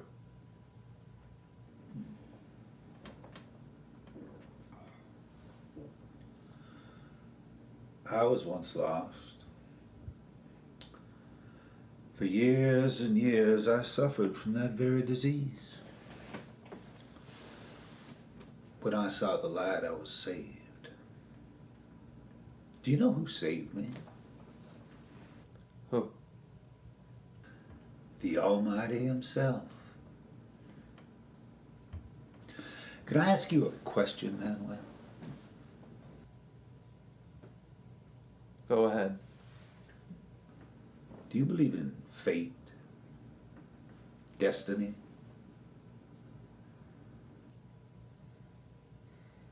I find myself asking that very question every day. I, for one, know it for a fact. Now, I know a strong man such as yourself will find this hard to believe, but when that rock came crashing across our sky, I heard a soft, gentle voice in my ear. Do you know what it said to me? What? It said, Samo, you will lead my people to their salvation. God spoke to me so that I could save the rest of his children. The one thing about God is that he tests his children to see if they are worthy of his love. Sometimes he needs assurance that we love him as much as he loves us.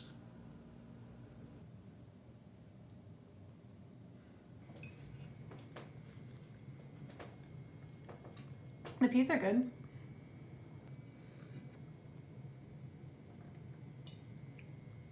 Where are the other girls? We really shouldn't talk during our dinner. The men will get mad.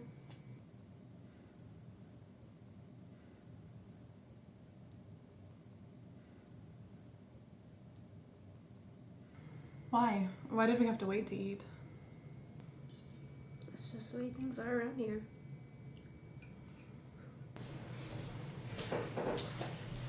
You excited for the bonfire tonight? It's perfect weather for it. Yeah, what's the special occasion? No one told you? We get to go home tonight. I thought this was home.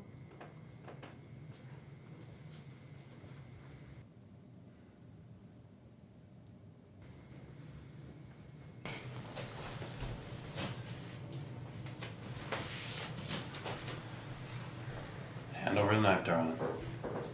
Make things a lot easier for me. What do you mean? Do you really believe that?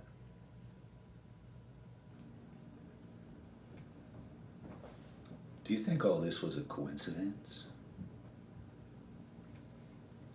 We've been following you two for quite some time now, Manuel. What do you mean?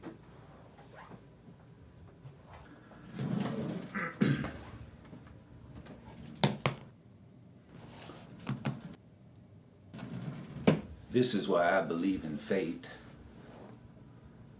I know what's inside the backpack.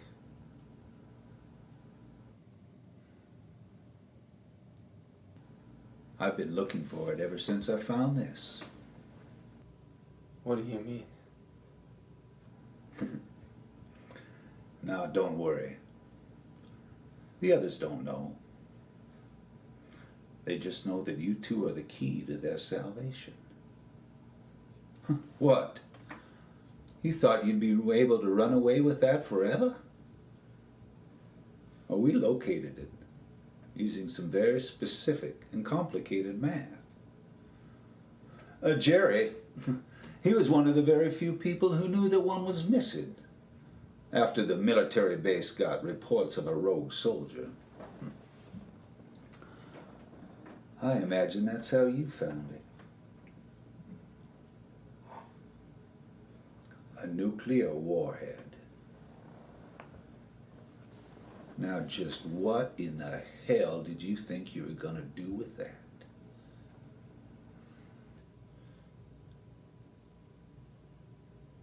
I thought it was a sign. From God. Oh, it was. And I thank you. You have gave my people their salvation. We call it the divine reclamation, the passing to the other realm, if you will. And it starts tomorrow. Right after we sacrifice Catherine.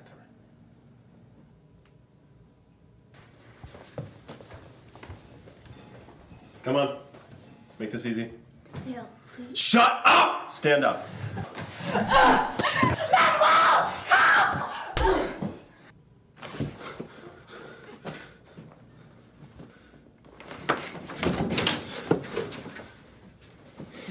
No! No! I would kill you right now if I wasn't saving that pleasure for Dale. About 8 months ago, you met a man who happened to be a very skilled hunter. He kept you two alive a lot longer than you would have alone, but you ended up killing him. That man was our man, Dale's brother. We sent him in to recover what we needed, but you got the better of him. You drew first blood and sinned. Before the divine reclamation, Dale will be allowed his revenge. Now don't worry, Manuel. I promise the girl won't suffer. It will be quick and painless. But I can't say the same for you. Goodbye, Manuel.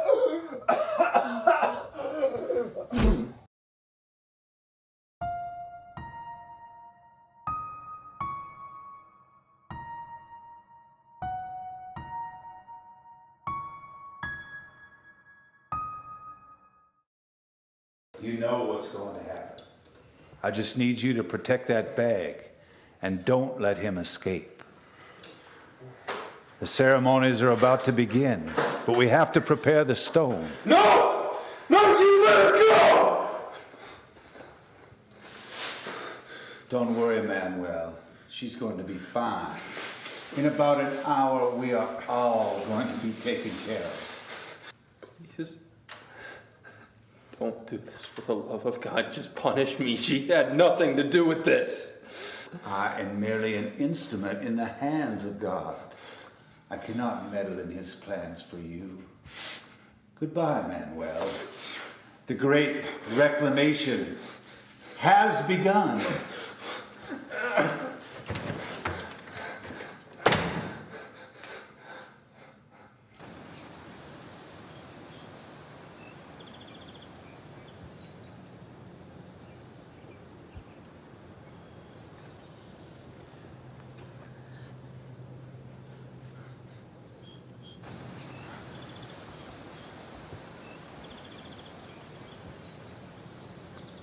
My people, we are gathered here today to celebrate the passage of life to the great beyond.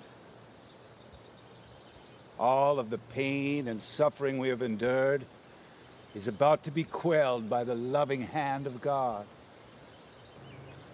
Do not be afraid, my children. We have prayed and God has heard our prayers. In 1 hour, we will be entering a new unknown. But do not be alarmed, for I, your leader, will guide you.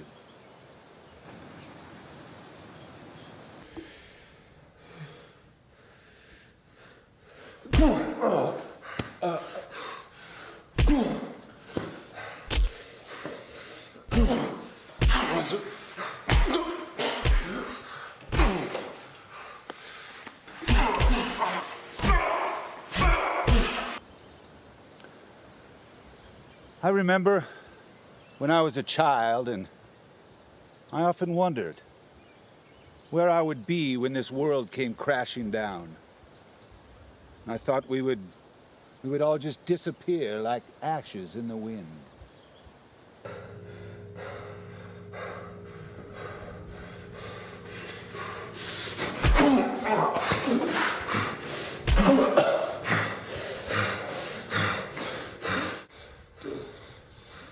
Just do it. Just kill me. No. I'm gonna make you suffer, you piece of shit. But when it happened, I realized something. I realized this is not the end. but the beginning of the divine reclamation. So take heed of the word, for I am God's messenger. Lay down your physical bodies and let our God and Savior take you into the great unknown. Women, lay down your children. It has begun. The great journey has taken flight. The divine reclamation is now! Dale, stop! You're gonna kill him! You're right. Wouldn't want that. Come down. Get him some water. I'll be back for you.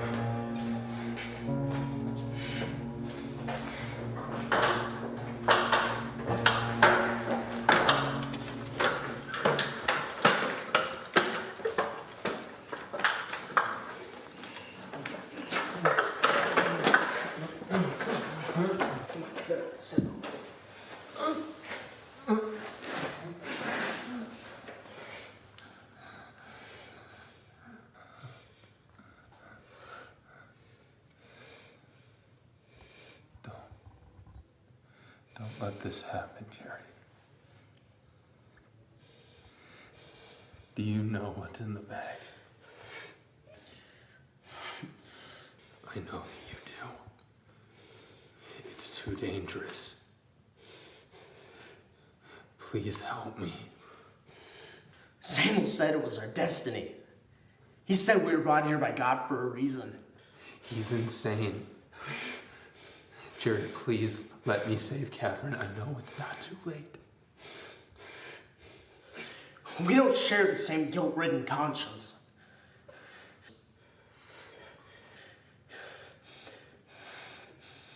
The bomb explodes and it has a blast radius of 3 city blocks. And if Samuel gets the chance, he's going to push the button, and that's going to give you 5 minutes before it self-destructs.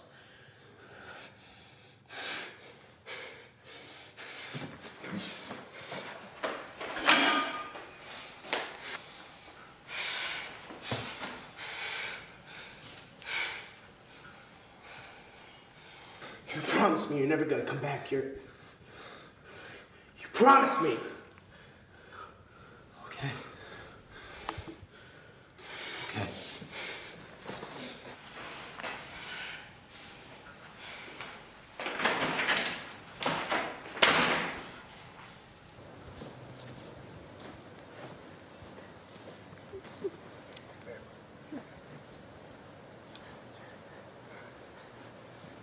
Where's Manuel?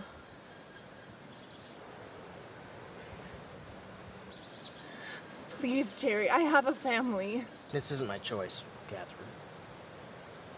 You were chosen for this. Before either of us even existed. You saved us. You can't honestly believe that, Jerry. What is this? What's going on? Ceremony's begun. Ceremony? What does that mean? Jerry!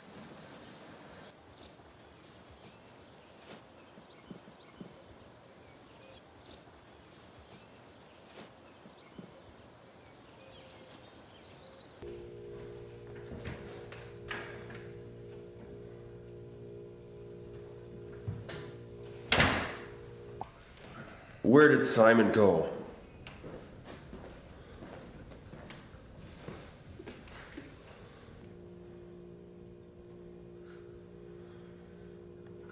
My brother and I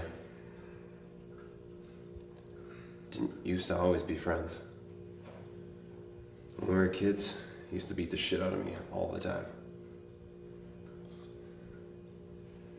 I used to pray to God that he'd kill him. It wasn't until a few years back in college that we actually became friends. Partied together all the time. I love that son of a bitch. Why did you kill him? Because he was trying to take what's in that bag over there. I didn't kill your brother. You blindly following Samuel led him to his death. He was out of control, and I did what I had to, and for that, I am sorry. But it was either him or me, and I'm here to live. So I know that's something you can respect. What is it? Take a look for yourself. Figured your great leader would have told you by now.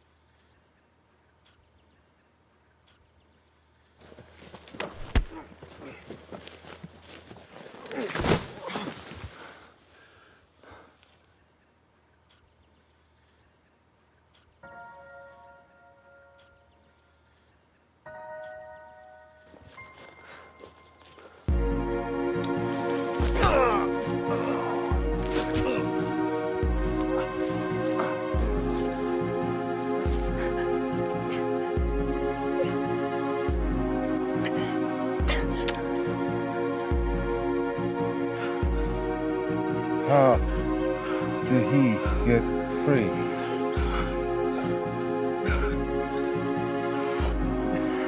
I forgive you.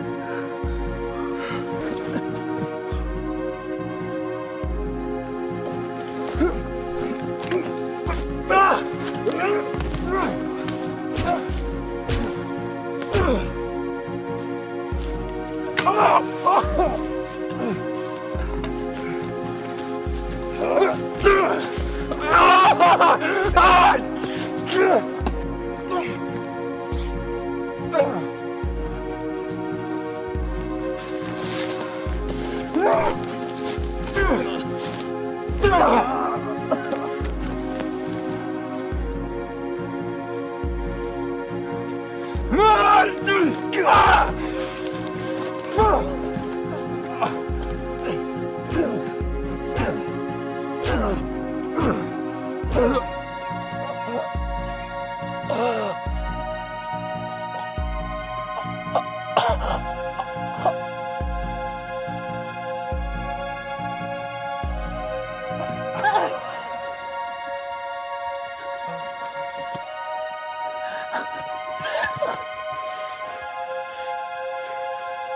okay?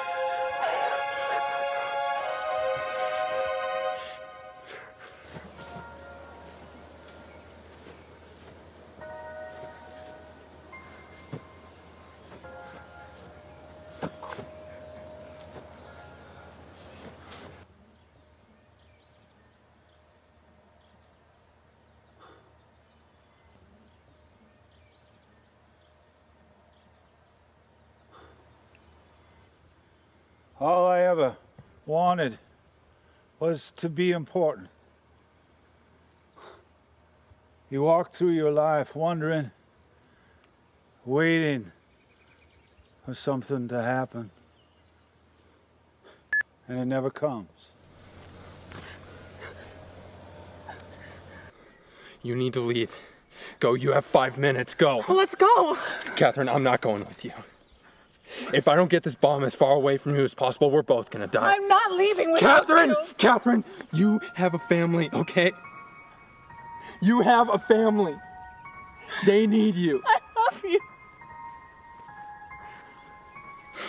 I love you too. Now go. No. Go! Catherine, go!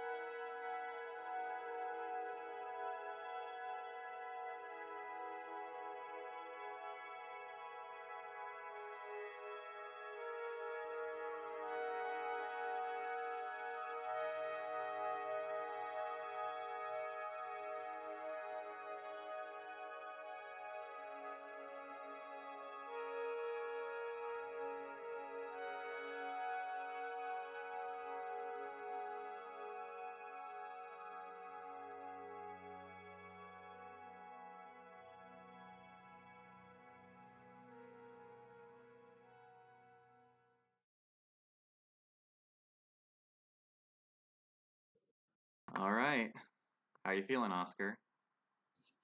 Hey, it was I hadn't seen that since the premiere, which was in I think 2014. So yeah, I was 21 when I wrote that movie and did it. I don't know, it's funny. Just like going back and seeing it. It's super ambitious, dude. I don't know what I was thinking. Yeah. Trying to take that on by myself. But yeah, I don't know. I think it's kind of cool. Like kind of cool seeing it now. I still think the story's solid. Like if I had a budget and stuff, like I think it'd be like a cool story still. And I especially actually agree a lot. but yeah, it's really interesting. It's like you can definitely tell that that was like that was like my version of doing a Lost episode. Okay. And but also yeah, I don't know. You know, it's like, dude, that was such a grueling shot sorry, it was such a grueling shoot to do because yeah, it was just like my main partner in the whole thing was Vanessa.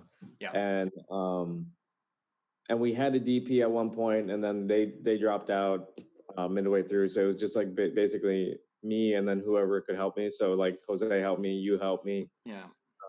Bro helped me and stuff. And yeah, I mean, the scenes that I helped, they're not my best work. I wish, I could have helped you out more, but I feel like part of it also was like I had to sneak in these shoots before like going to work, and stuff like that, like on the weekend.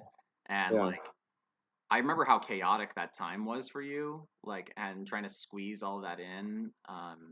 And it was also during the summer, right? So you were working your 6 a.m. shifts and stuff. Yeah. And yeah. It was super ambitious. And I, really it's like just I don't know, back then, I wasn't even thinking about like what it meant to like find the money to make something. It was just like I have a camera, I have some audio gear, and I have a story, like right. So it was just like, I was like just desperate to like tell a really big story. And it was like a 60D, your Zoom for H4n, and yeah. And And I had a Rode mic, and I was like, yes, that's all I need, Right. And it's kind of cool. And like we had, rewatching it now, like the music in it that was made by our friend Joel. Yeah. And super talented guy. Yeah. And he like, he made some like pretty emotional music for that type of story. And it was great, man. It was I think he did a great job. And also like John and Vanessa, I think were like solid. Oh yeah. So it's just like it was a big story. It was also like how I was coping with a breakup. Like the whole reason it's called bereft was like because the meaning of bereft is like without or like empty. So I was like, that's how I felt, and like it felt like the world also in the movie is bereft, and also they're both bereft of their significant others. Exactly. Yeah. So they were just like, So it was just like how I felt about this breakup, and I think it's kind of cool seeing a 21-year-old Oscar like interpret his suffering into like a movie about that. Yeah. And you're now 28, right? Yeah. Yeah. That's crazy, Crazy. how long ago that was. I know. Super So, crazy.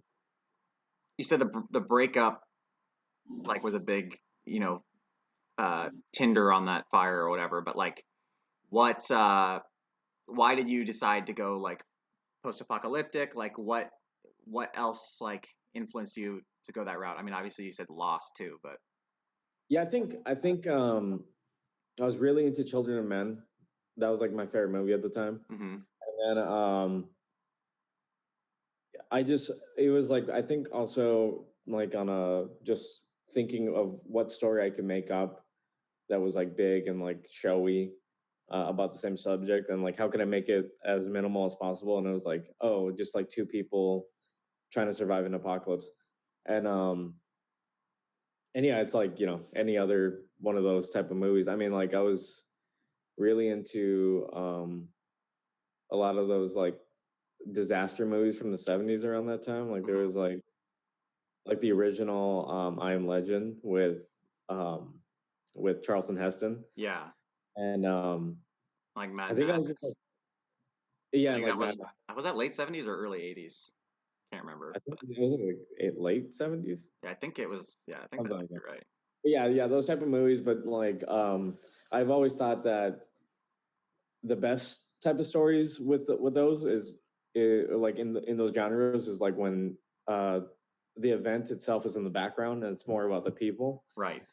So so I took like like a shoestring budget version of that idea of like let's tell a story like set in this apocalypse or whatever. Right.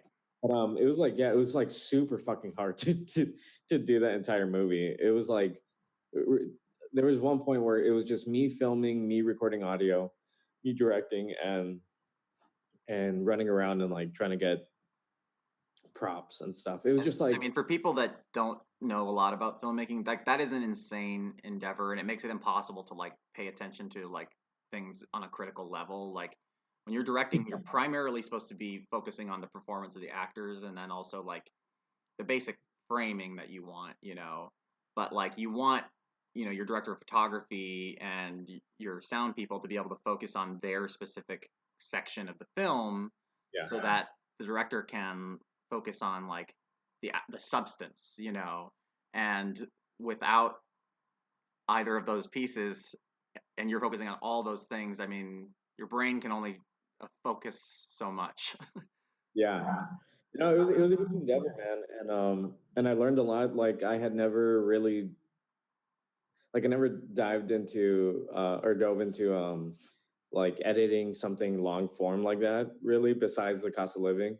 But back then that was even, dude, like that's I don't think people realize like there was a jump there. Like we're old enough that we saw the coming of digital media versus tape media, Right. and like the cost of living was shot on tape. So That I mean that transition happened while I was in college, basically. Like yeah, that's why the Sleeper and Postmortem are shot on a Canon 5D and then a Panasonic GH2, when like our earlier stuff is shot, you know, on DV tapes and stuff. yeah. So like there was a big jump there, and there was like a big learning curve. Like those programs, like you had to teach yourself or be in the industry, you know. So yeah, it was just like make it up, you know. And also like since I didn't go to film school, I didn't know what to do with something when you put it together. Yep. It was just, hey, let's just like blast it out to whoever can, you know, see it. So yeah, it's interesting, man. I still have the slate from that, and this is back. Let's see, I can kind of make out a date, and it says 8/13/13. So that was when I wrapped on this. Wow. That's crazy. Yeah, that was 7 years ago. Yeah. It weirdly feels not that long ago, and also much longer ago than that. Yeah, man, it's crazy. It's crazy to think about. But yeah, I think well, for me personally, like that was like the last time that I ever tried doing the big elaborate story thing. If you don't count like the documentary, but And that was an accidental development, as we'll Yeah. you know, we'll highlight when we talk about the documentary. right. But you know, it's still one of those like dreams. Like I still want to tell big stories like that. You know, hopefully that'll be like that's the future. You know, is to like do those well. I mean, it's something we're definitely like working up to. You know, we have some of those ideas in the chamber, you know, on varying levels of readiness. You know, none of them are like ready to shoot or anything like that, but like they're all either outlined on some level or being written or, you know, whatever. And that's not like it's gonna happen. You know, that's just the way it is. So Yeah. So yeah, I don't know. Do you have any questions about it? I don't know. I mean, like, what would you have rather? I mean, you're kind of constrained because of summer and stuff like that. But would you have rather shot it in the fall so that there wasn't as much green and stuff? Yeah. Yeah. That was like the big thing when right before we were filming it was like, could we film it in spring? And we tried in like March or something, and then it just didn't work out. And then if you notice at the very beginning of that movie, everything does already naturally look kind of like gray or whatever. And that was because it was like May 1st and spring hadn't come yet around that time. Um, so yeah, it was just like one of those things where like I thought in post production I could like put a filter over it and like make it look, right, you know, dour or whatever. But it just never Which I happened. mean, it can only do so much, you know. Yeah. Well, that idea, the idea for this story was like something that I think after the Children of Men, I've seen that for the first time when I was like 16 or something. I thought of a story of a guy and a girl just like walking during during something, and then like him having to rescue her. And so like that germ of an idea when I was like a teenager like blossomed into that story. And yeah, it was like trying to emulate that whole type of genre. Right. So why did you decide on an asteroid? It's kind of an interesting choice based on like, you know, obviously climate change is an easy go-to. Now pandemic seems a lot more uh, realistic than it might have a year ago, you know? Yeah. So what made you choose asteroid? It was specifically because it felt like something hit my world. Like Okay. and I just got obsessed with that idea of like I was so devastated that I didn't know how to like articulate that with an apocalypse, and I thought like back then, now being older, and I know it's a silly idea, but like if there was like a big asteroid to hit the world, like everything would just like fall to shit immediately and stuff. Right. I guess that's still true, but like more specifically of like realistically happening, like it's something that just would have. It's always been in my opinion that if something like that were to hit us, it would come out of nowhere, and then that would really make everything just go into complete disarray. I mean, at most we would have like a month or something like that To see it, yeah, and it's like how much could you possibly do to prevent it in Right. time? I guess that's what Armageddon is about, but Right. that's not a good So, and I didn't want to make it like. I also didn't want to make it about war because then I'd have to like stage a war torn. Right. Yeah. But I think that was like probably like I know specifically it was because of how I felt, and it was just like me taking that pain and being like, "Oh, an asteroid hit the world," you Yeah, know? exactly. So we got a little less than a minute till our little countdown screen hits.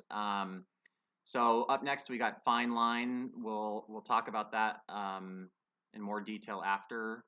It's a little over. It's just like 2 minutes long, so we'll be right back. But I really want to thank everybody who has donated so far. I have actually been really pleasantly surprised by how much has come in. I would have been happy with a meager, couple dollars coming in our way, and it's been much higher than that. And I'm just, yeah, I can't thank you guys enough. Thank you to everybody that's stayed watching or has tuned in and out. And yeah, so yeah, we'll see you in just, I guess, about 3 or so minutes here.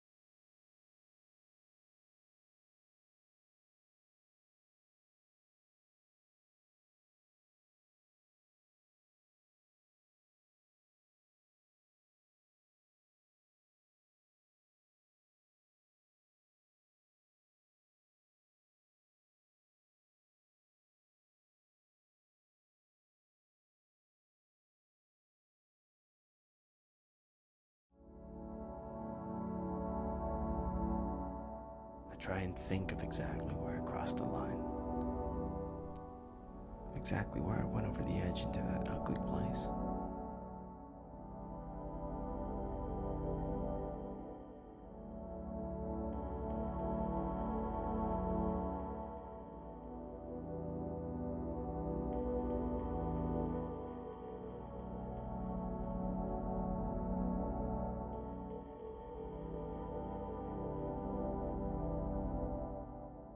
There was a moment in the searing heat of it all where I could have stopped.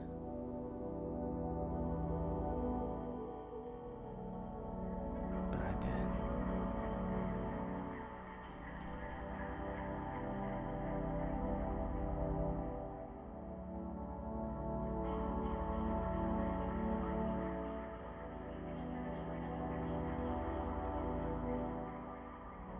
I keep trying to escape from this. But I'm realizing there's no way to run away from a memory.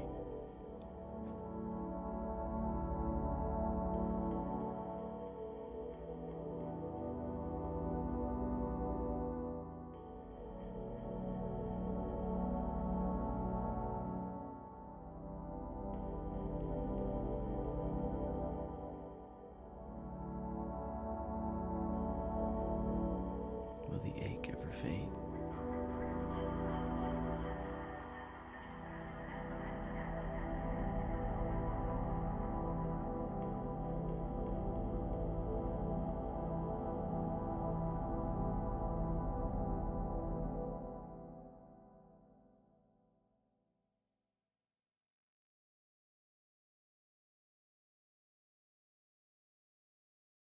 Okay, and we're back. That was quick. So yeah, so that we shot that the day after Thanksgiving, I think, in 2014. So really just a few months after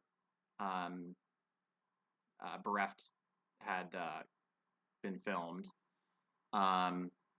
It was interesting.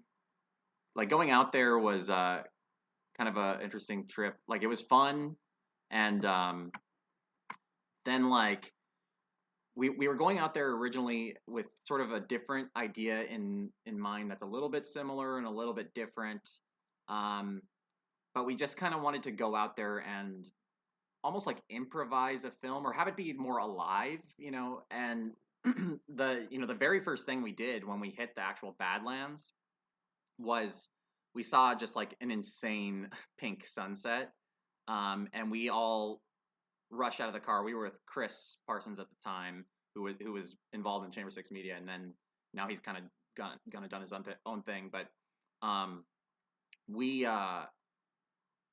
were like so in awe of that sunset, and that's where that shot that's just Oscar's silhouette on that hill, as well as that the shot of the road that comes into Oscar's shape and then turns into him kind of looking over.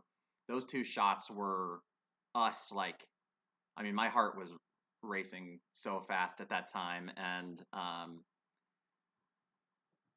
we had what's kind of crazy is that when you drive by fields and you see like it's when there's snow on the ground, but you see all these like wheat stalks or whatever.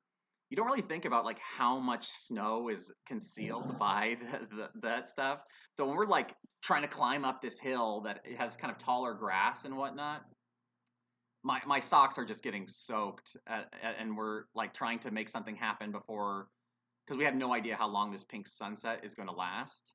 And yeah, then I mean, those are two of my favorite shots, just kind of like ever, I feel like, but just especially in that film. And then we kind of wrapped up we didn't shoot a lot more that night. We kind of shot some stuff like in the car and whatever. Then we kind of, went through into the hotel, had some other things, like tried to figure out the rest of the story and whatever. And the next day, we got up at what, 5:30 a.m., 6, something like that. we really wanted to shoot the sunrise, and it turned out it was really foggy and hazy. So we made do with what we had. Some of those shots are reflecting of that, and in the story, it sort of just goes along with like he's just been traveling a lot, you know. But it wanted to be sort of a cathartic moment with the sunrise. We still get that with the pink sunset, but I don't know. I think you should tell the story of you being on the hill and stuff, and what happened with that. Yeah, well, it was like we went out to just shoot, whatever we wanted. And we are gonna like compile this. Actually, this movie wasn't even gonna come out. It like sat on the shelf for a year or something like that. And Early 2016 was when we put it in the 2-minute film festival. we shot it in 2014. Yeah. Yeah, it was it was just we went out, and the next morning we wanted to like get a similar shot of me climbing that hill during the sunset. Right. But with like the sunrise. I think we were gonna do something with like the sunrise, sunset sort of thing. But when we when we went up to this hill, it was in Medora. It was like cloudy that day or something. It was like misty, so we couldn't even see the sunrise. Yeah. And I was up there, and it was like there was ice and stuff, and I climbed up too high to the point where like I didn't know how to get back down. So my idea to like get back down was to like hop my way down. But then I slipped and fell and twisted my ankle, and then like I had to take my shoe off so I could see if like I'd broken my foot. Yeah. And Kevin was like below, and you're looking at me, and you saw what? Well, so when you first hopped kind of and slid like that, I was like, oh my God. And I thought you were going to roll all the way down the hill. Like, cause you guys were a solid 40 or 50 feet up. Like, and it was a pretty steep hill, and it was one of those roads that hugs the hill.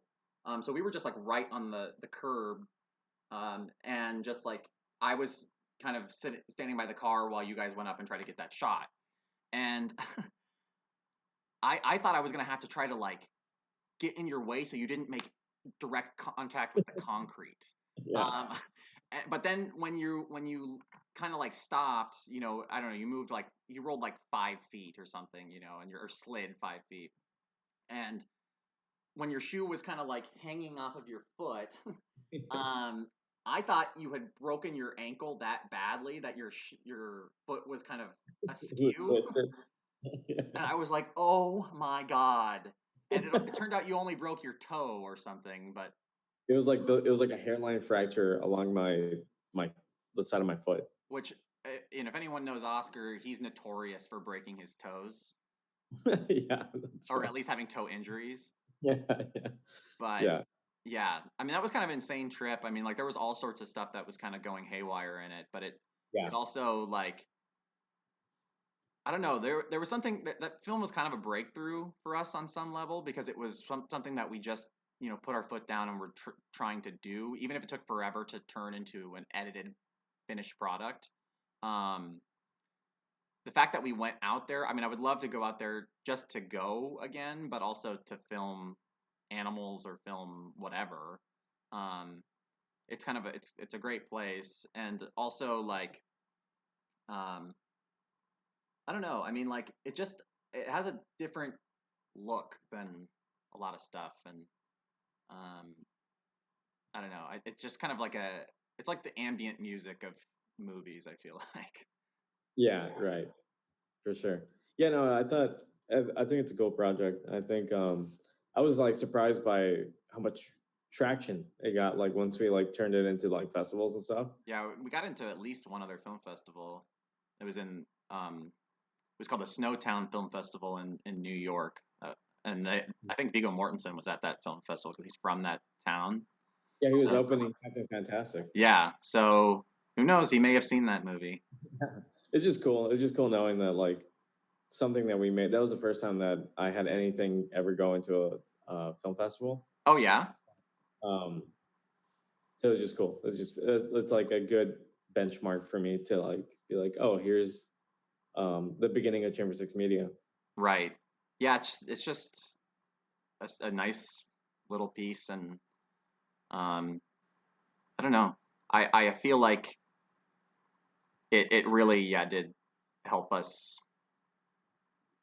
Yeah, I don't know. It's like a barometer or something for us. Like it's where exactly we feel like we came together as a creative entity or something.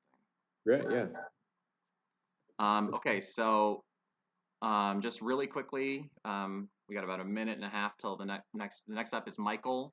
That's the short film I directed last year. It's sci-fi. It's a little bit spooky. So I hope you enjoy it. We'll be back. This one's just under 3 minutes long, I think, altogether. So we'll be back pretty soon to reflect upon that one as well. But we hope you're enjoying, and thank you again to everybody who's donated so far. And we'll be right back.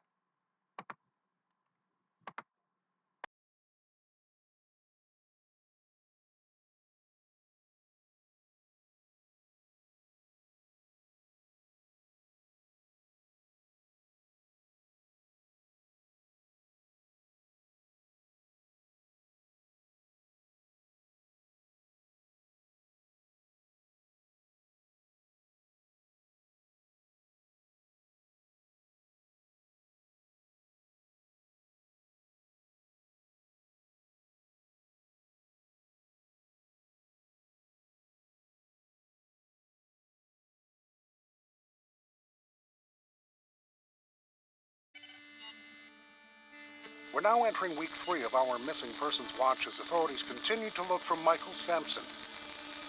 Even as things look bleaker, his wife Heather insists she knows he's alive. When asked how she remained hopeful, she simply said,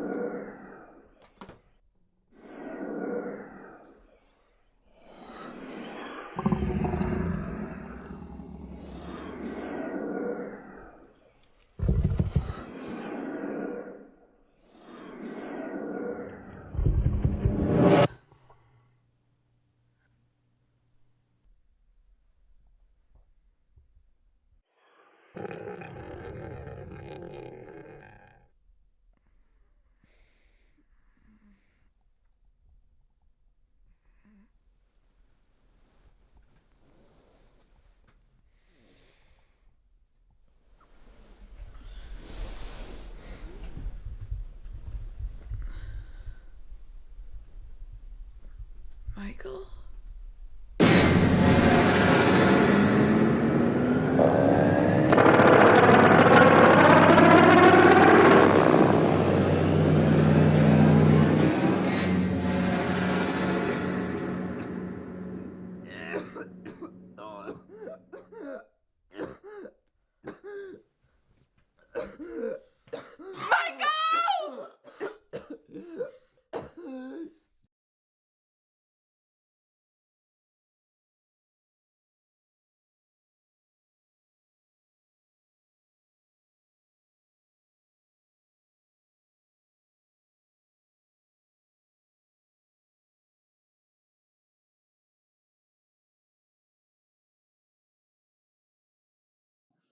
All right, we're back. So that was the last short film that wasn't a music video that we made, I guess. I think, right? We made the music video in the fall, and then this in a little over a year ago. Holy shit! Yeah, you're right. We had a lot planned until this pandemic hit, but yeah, no, this has been a nice little. It was like the first thing I had directed in a while, and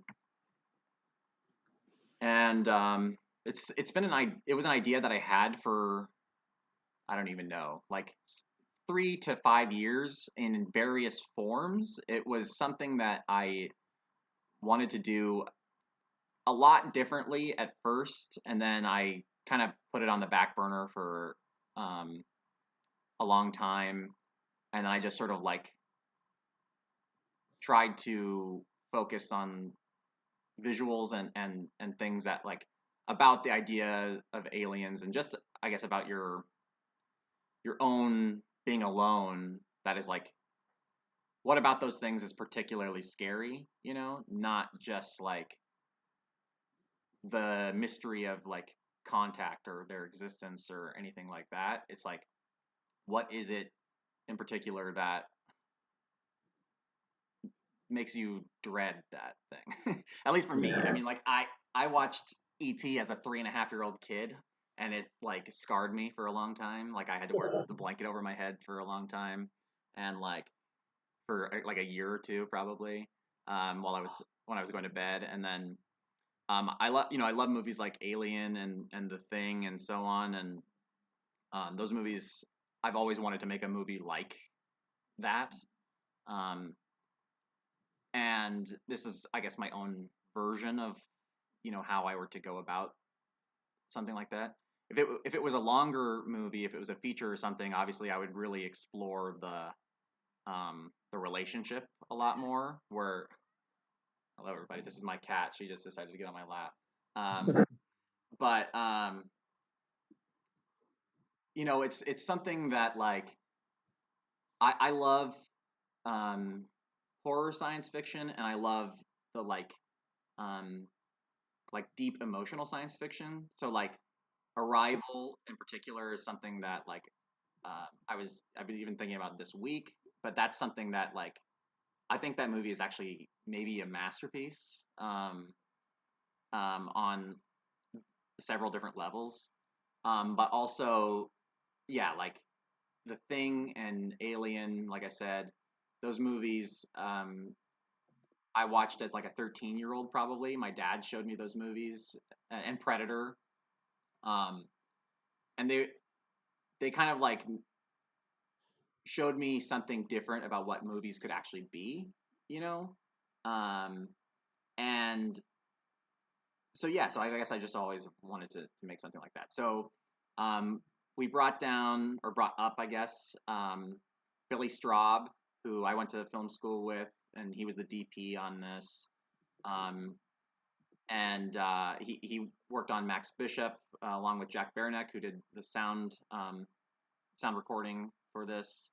And then Ben Gersh, who's from that area, who I hadn't met before this, but he did a great job with the prosthetic and makeup effects. And then Rachel and Cameron, who played the couple. They were great.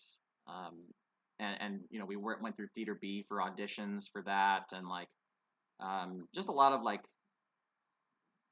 moving parts in this. That was something that came together kind of quickly, I think we shot it at the end of January last year, and I like had only started putting anything together for it like right before Christmas or something like that. So it was all very quick. But then yeah, we got it into the 2-minute movie contest, and then got into a few more film festivals. I'm trying to remember all of them. They got the Fargo Fantastic one in town. And that one in there, right? Oh yeah. So the MoCA Tucson, the Museum of Contemporary Art, they have a little 5-minute film fest, so 5 minutes and under. And I'd actually gone to that museum. I don't even know, like 3 months before that. So like just 2 weeks after we filmed this, maybe 3 weeks, I went to Arizona and Phoenix and Tucson. We were gonna go to the Grand Canyon for my wife's birthday, but strangely enough, it snowed on the highway that leads to the Grand Canyon from Phoenix, very stupidly. So we couldn't go there. So we went to Tucson, which was actually a pretty cool city, and there was this little museum that was like $5 to get in or something, and they had a bunch of cool stuff. And so when I was looking for places to submit Michael, that just happened to be one of them. That like it was a complete coincidence. I wasn't looking for Tucson related film festivals, but like it just yeah, some things like just worked out. And I actually right before we showed Fine Line, or maybe while we were showing Bereft, we got an email from the Speculative Film Fest, which is in Seattle, and we already announced this like a month or two ago, but Michael had gotten into that, and then all this pandemic stuff started happening, and Seattle is kind of one of the hot spots in the country. So they're kind of trying to figure out, it's around like the 4th of July that's supposed to happen, but they're still not quite sure if it's going to be able to happen then or not. But that would be cool. If not, it might happen next year or something. But yeah, it's just been a nice little, it's had a nice response. I'm glad. But I'm also just like ready to work on whatever's next. I'm not thinking about it that much. I'm just glad that I made it, Yeah. Yeah, for sure. So what it's just so crazy to me that it's been a year already. I'm still trying to wrap my brain around that. So like what if you could expand it, because it's only 2 minutes long, and would you do it? And if you would, like, where would you take it? Like, I think I've considered it, like, at least as something that like is worth exploring how I would outline it, even if it would never ever happen.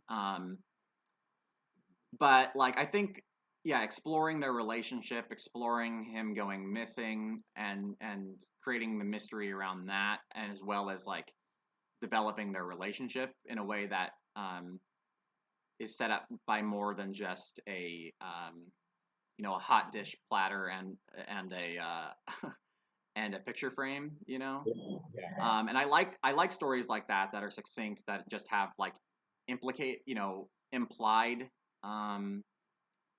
implied backstory without going too far into the details. But I think this could have legs if it were to be explored. Oh yeah. For sure. All right, so we got just about a minute here until the next one. Next one is Darkling. How about you set that up? Yeah, so based on this idea that our friend group had this like tradition where they'd pass around like this clown thing.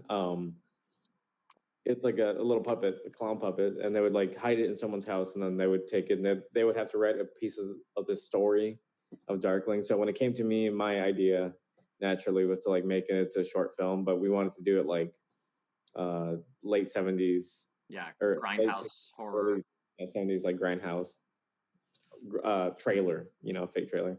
Right. So I think it's just funny. Yeah. And actually, like, it's gotten like our biggest laughs at screenings and stuff. So it's fun. Yeah, I definitely enjoy going back and watching it. That was definitely one we kind of like improvised and stuff. But yeah, we'll talk about that on the other side. So cool. See you guys in a bit.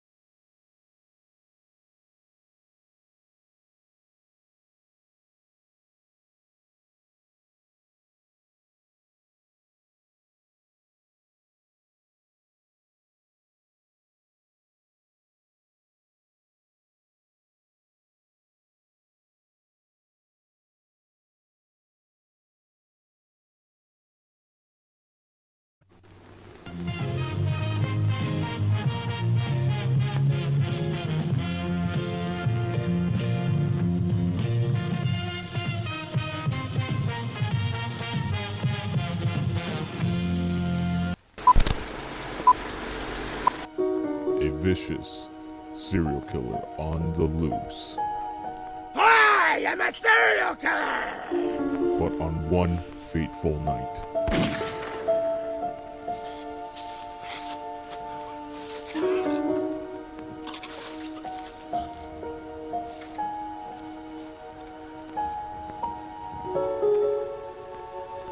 everything changed.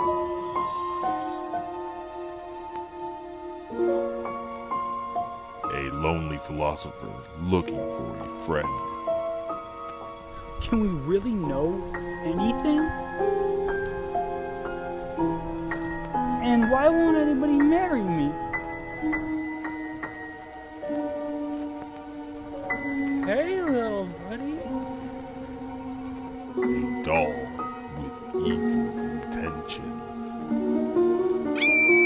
I need you to help me to kill the innocent. Are you insane? That's immoral. Think of all the ethics. Kill. Oh my god. I'm a fucking puppet.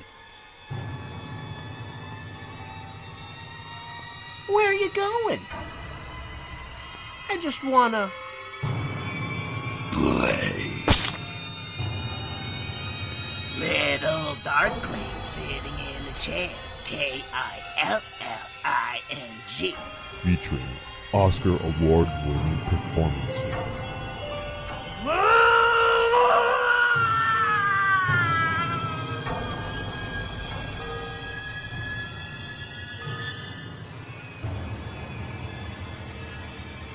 Darkling.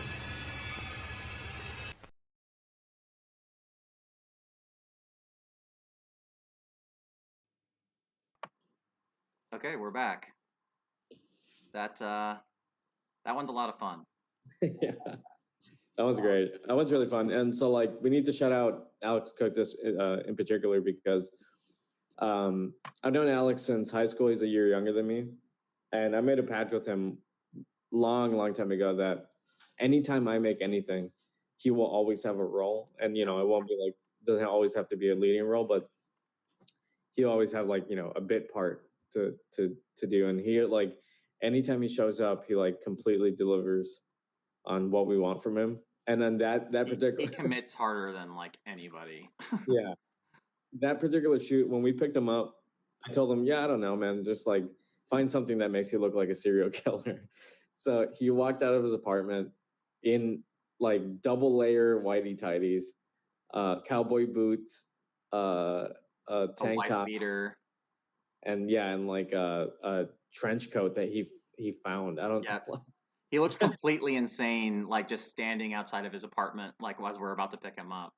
It was crazy, but that was really fun. And yeah, I basically made that one. We made it as a joke to like show our friends in the friend group. Yeah, We were exactly. just like, why not submit it to festivals? And then it did kind of well. Like it just kept going.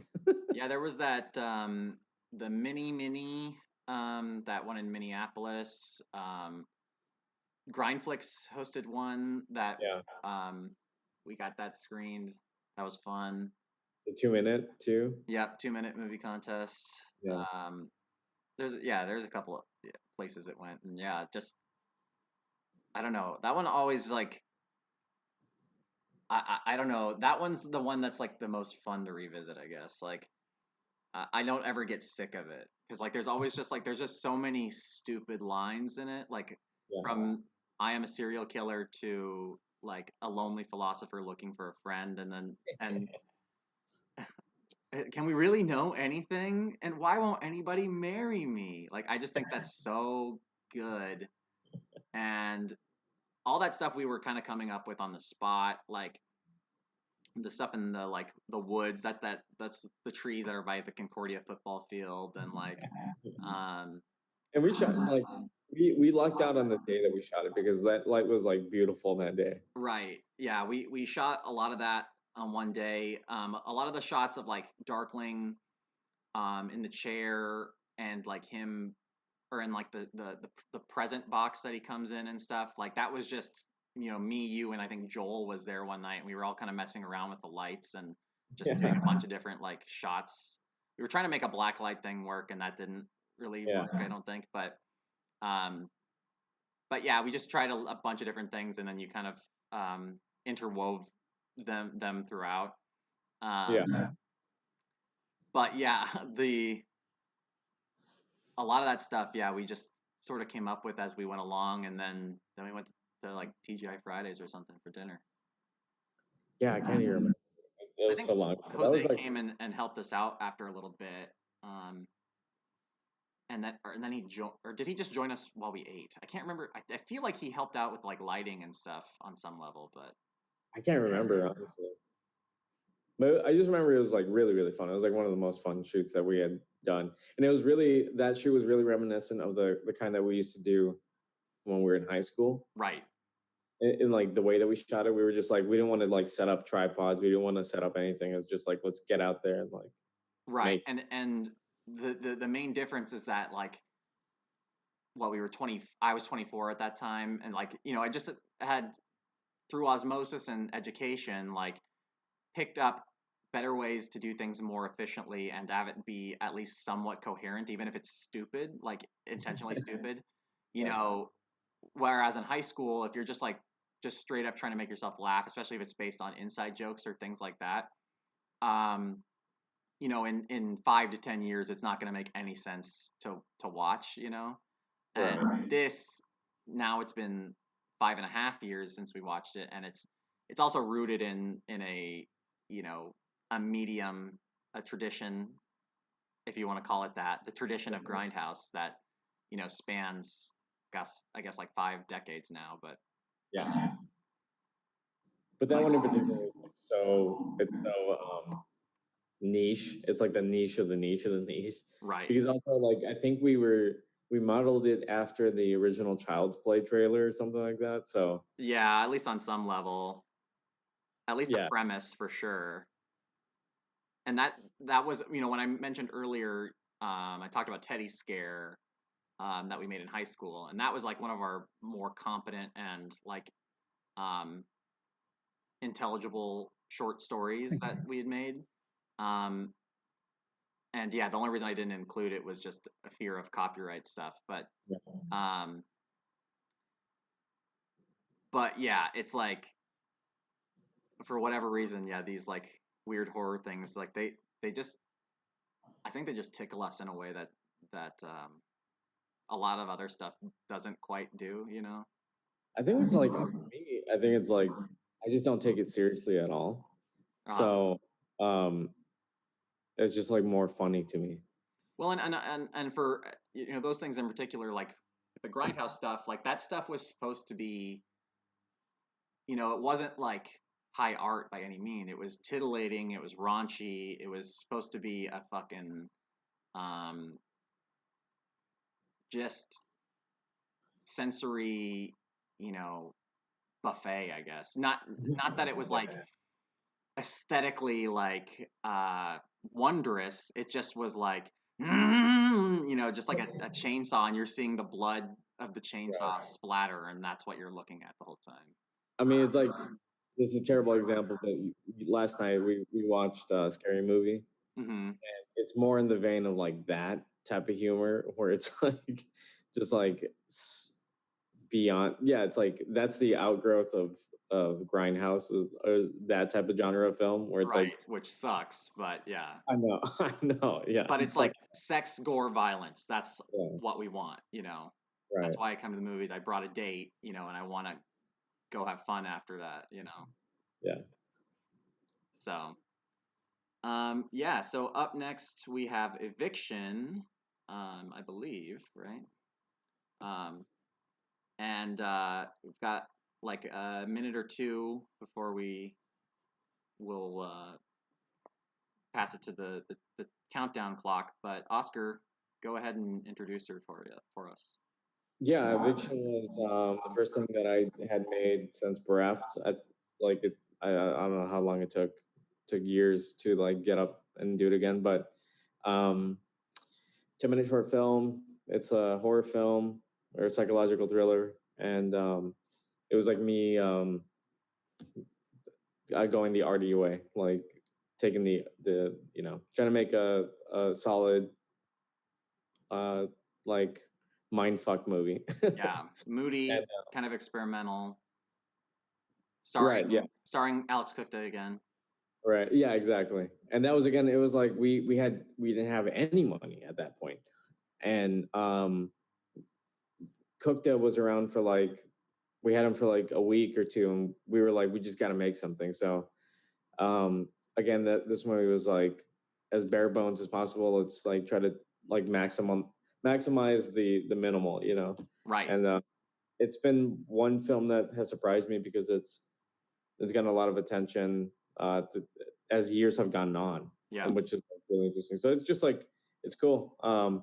I feel like I personally have talked about it to death. So like, if you haven't seen it, I hope you enjoy it. And if you have seen it, I don't know.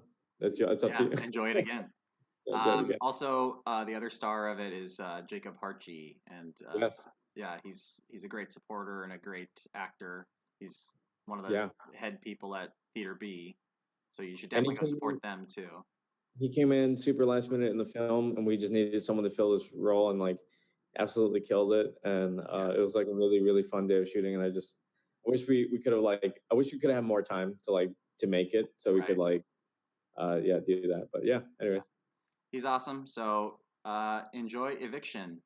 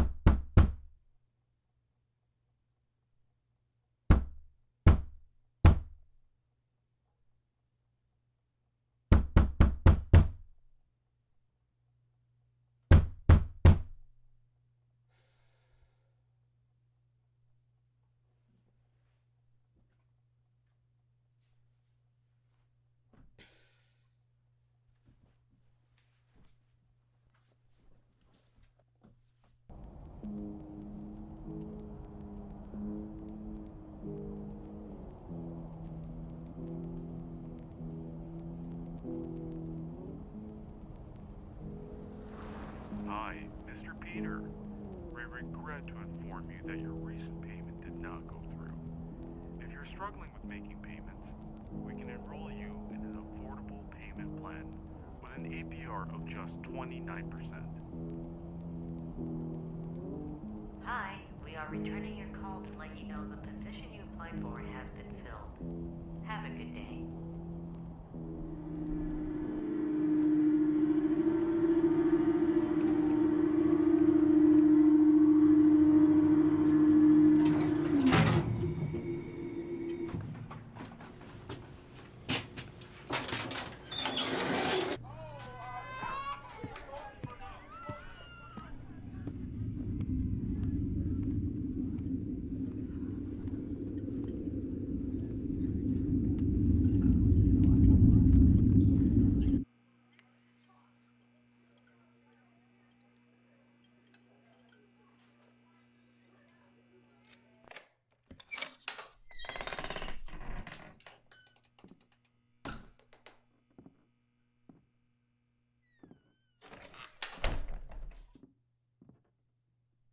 Of God command. Jesucristo, entra mi corazón. Perdona mi pecados. Controla mi vida. Father, I lift up her son. We trust him into the care of Jesus, knowing that all power is in your hand. We pray for your comfort in her heart with the loss of this precious child.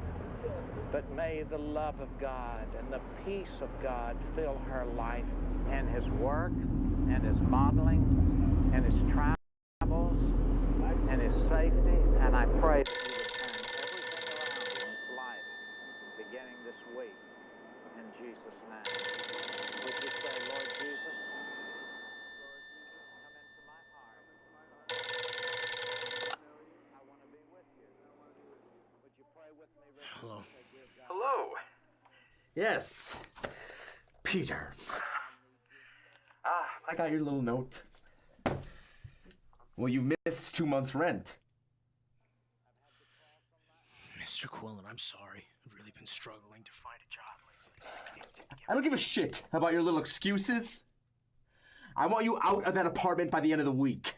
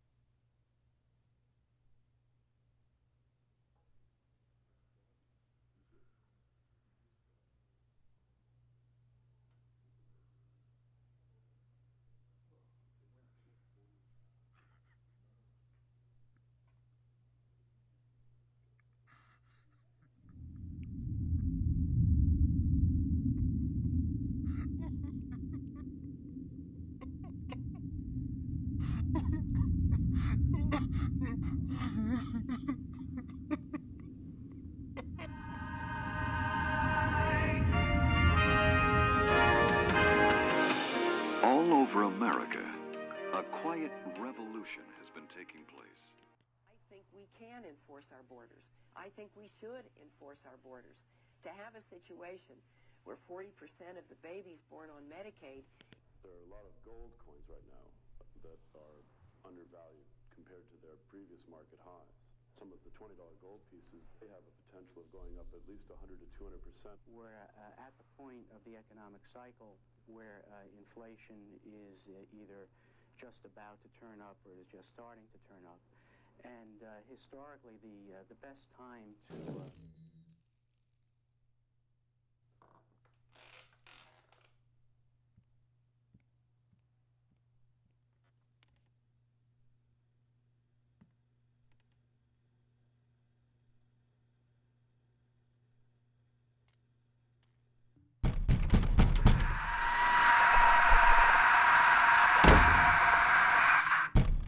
Open this goddamn door!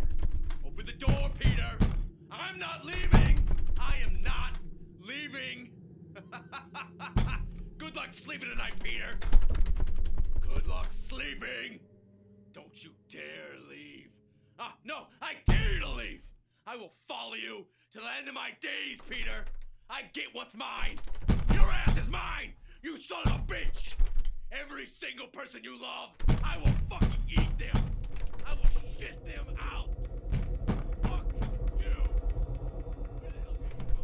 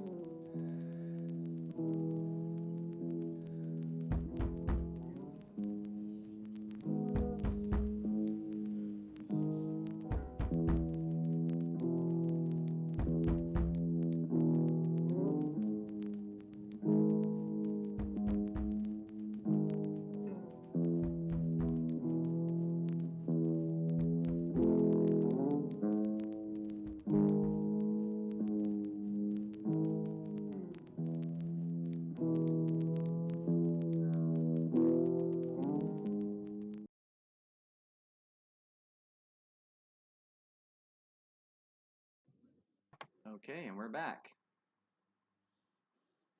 Pretty spoopy. Pretty spoopy. Yep, that's exactly what I was thinking. Yeah, that one. Yeah, personally for me, it was like a huge like just departure from stuff that I typically do. So it was yeah, it was cool. We were just talking over the break that it's yeah, it just feels like a like it feels like we're like Chamber 6 Media was like clicking like, oh, this is the style of movie we're gonna make. Yeah, it really was a fusion of a lot Yeah. of our styles and thoughts and other things, I guess. I don't know. Well, I mean, one thing we can talk about is just how long it took to make this movie, you know. Yeah. Which Yeah, it was. I'm trying to think. So I wrote it in December 2015. Right. Like on a Saturday or something like that, and then like maybe the following week, I presented it to you guys. So that was December 2015, and then we thought, okay, what if we do it we release it next Halloween? We're like, okay, sweet. So we sat on it for whatever, and then we started getting involved in the New Direction filming. Mm-hmm. So we like just shelved it until we could get back to it. And which one thing, I mean, maybe other people have noticed this, but like one thing we like to, or we do a lot is we'll announce a date for something and then just it won't happen on that date. Like we'll announce a date like 8 months in advance and then something will get in the way and then we push it back. Yeah. It's what happens when you're working on the level we are, but it's just kind of funny. Yeah, it's weird. It took a long time, and then we just kept coming back to it, like, oh, I have this idea, I have that idea, we could do this and that, and we had we had some crazy storylines at one point. Do you remember, like, at one point there was going to be a movie that was playing on the TV screen, and that whole movie was going to be like a subplot. Right, we were gonna like shoot something, an additional like scene or something, kind of. It was going to be like a black and white, like. And he's gonna be seeing it, like his house essentially, like moving through, and have almost like a laugh track and other stuff like in it. Yeah, it was going to be like the entire world was like completely unraveling around him. That's like the mom or the $30,000 idea version of it. That was the what? The $30,000 version of it. Oh yeah. Well, it's like when in Requiem for a Dream, the old lady that's addicted to uppers. Yes. It was gonna be like that kind of. Yeah, exactly like that. But yeah, God, I still want to do that. That'd be fun to like have like come alive and like come attack people and shit. We also were like really gonna we kind of did this, but it was not as feasible. We were gonna try to like incorporate more elements of like nostalgia and stuff into it, like, and have him be kind of obsessed with or like fixated on greaser culture and like also be more explicitly, an immigrant, and how focusing around this like sort of fictional idealized version of America that, even irrespective of Trump, has like brought people to believe a lot of like bullshit. Yeah, insane things. But even now, even more so with Trump, like he specifically, focuses on that, especially with like Make America Great Again and stuff. Like, we just wanted to. I mean, like we're both. It's funny as I say this, as we do this like little almost nostalgic trip, 7-hour trip, but like in a lot of ways I'm not really a big fan of nostalgia. Like I think that there's times and places for it, but like for the most part it makes you focus on a world that doesn't exist anymore. Like the past is not there anymore. I mean, like it's important to learn from history, but to be specifically nostalgic for something oftentimes means that you have no interest in like what's actually in front of you, and that's a problem. Yeah, a big problem.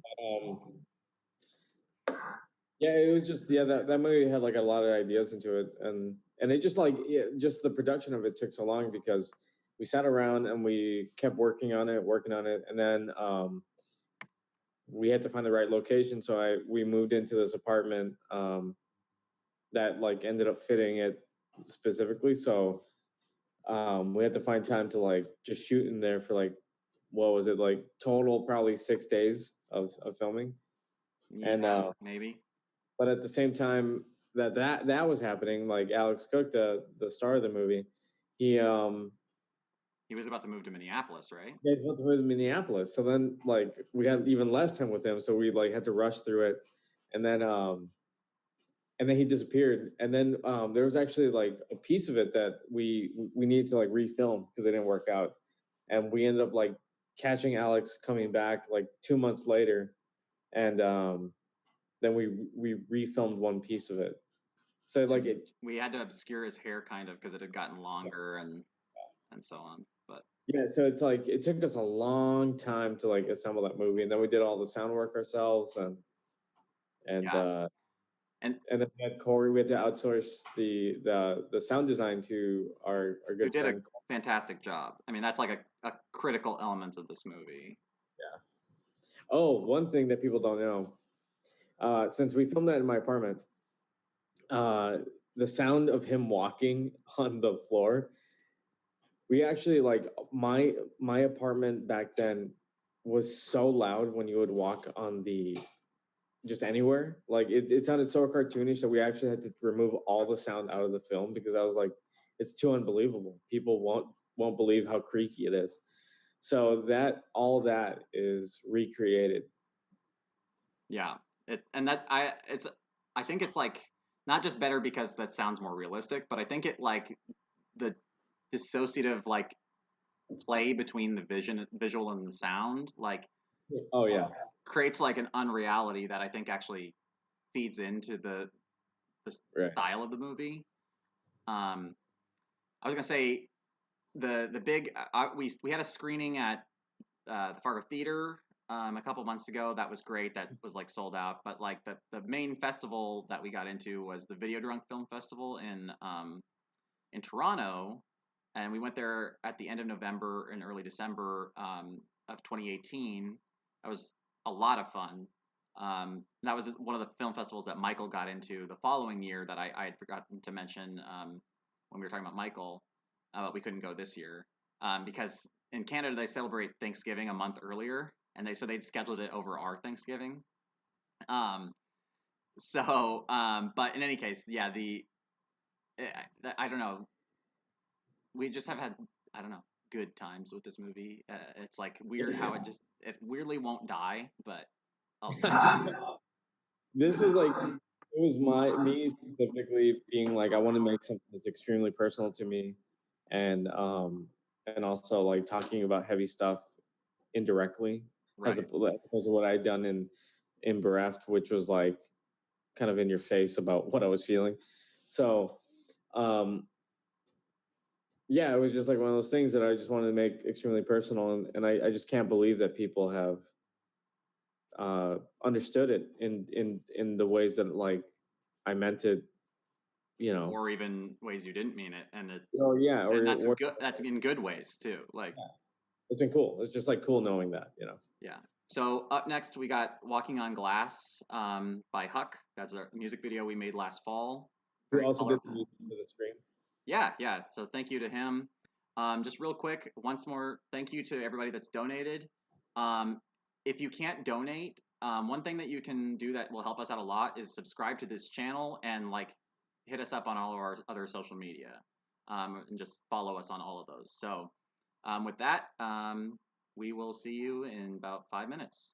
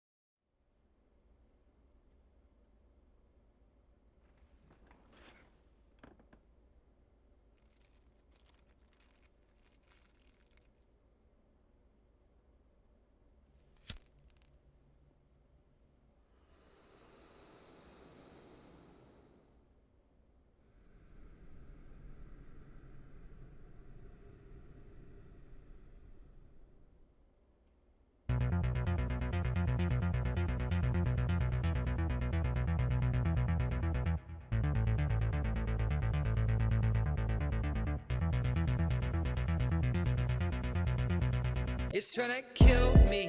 Oh, this I know. It's trying to kill me so it can go. I do not feel me. Heard it.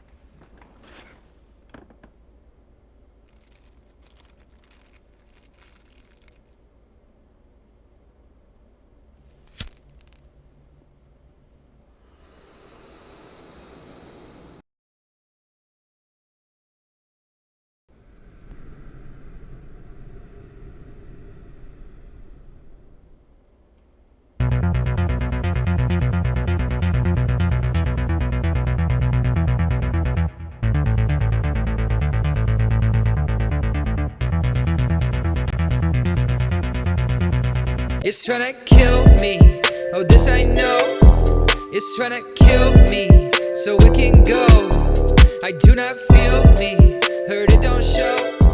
Still shook, they feel me. They They say I glow. It's trying to kill me. Oh, this I know. It's trying to kill me so it can go. I do not feel me. Heard it don't show. Still shook, they feel me. They say I glow. Yeah. This a game Atari that I navigated all like I'm godly. Never popped a molly or woke up in a new Bugatti, but potential got height, so I'm soaring proudly. But it don't last long, cause I start to doubt me. Enough don't seem enough for me. At least that's what my girl told me. Back to the back to the back to the shit. Got a reason to live when I'm rapping a bit. I'm bapping a kick, doing my best at what I'm best at, gaining some grip. Like I brought a toolbox as I came in equipped. Got the hammer out now cause it's banging a bit. Put a nail in my coffin when I'm stuck in corners off and all this innocence. That got me something on blossom. Walking on glass, red socks like Boston. Sick of my ass like a whole year coughing. Trying to get over myself so often. Going to heights where I'm losing oxygen. Can't come back cause the surface frightening. If I do it don't last long like lightning. Returning to clouds, hiding for now. Coming back out when the summer around.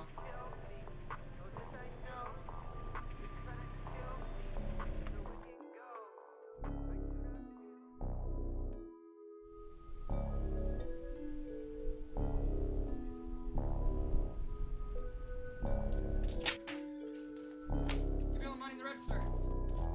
Go!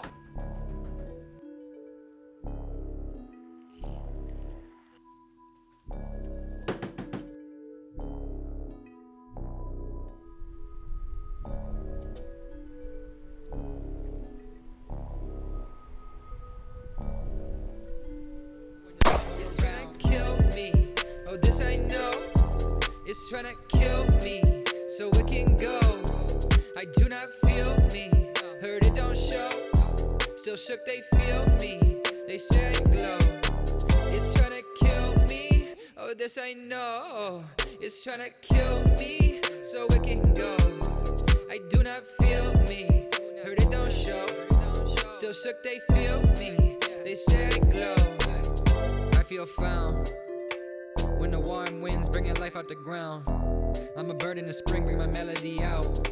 Yeah, you scream for acceptance, I never could shout. But this always feel like bout after bout. If this is a lifetime of fight, I want out. I don't want all these lessons, if only bring questions. Practice makes perfect, I'm training like Kobe though. Don't care if know me, I don't even know me though. Stuck in a zone like you swear they was zombies. Dead man walking, keep a perspective. Breaking a leg on stage, no left twitch. Free for a moment, but what am I left with?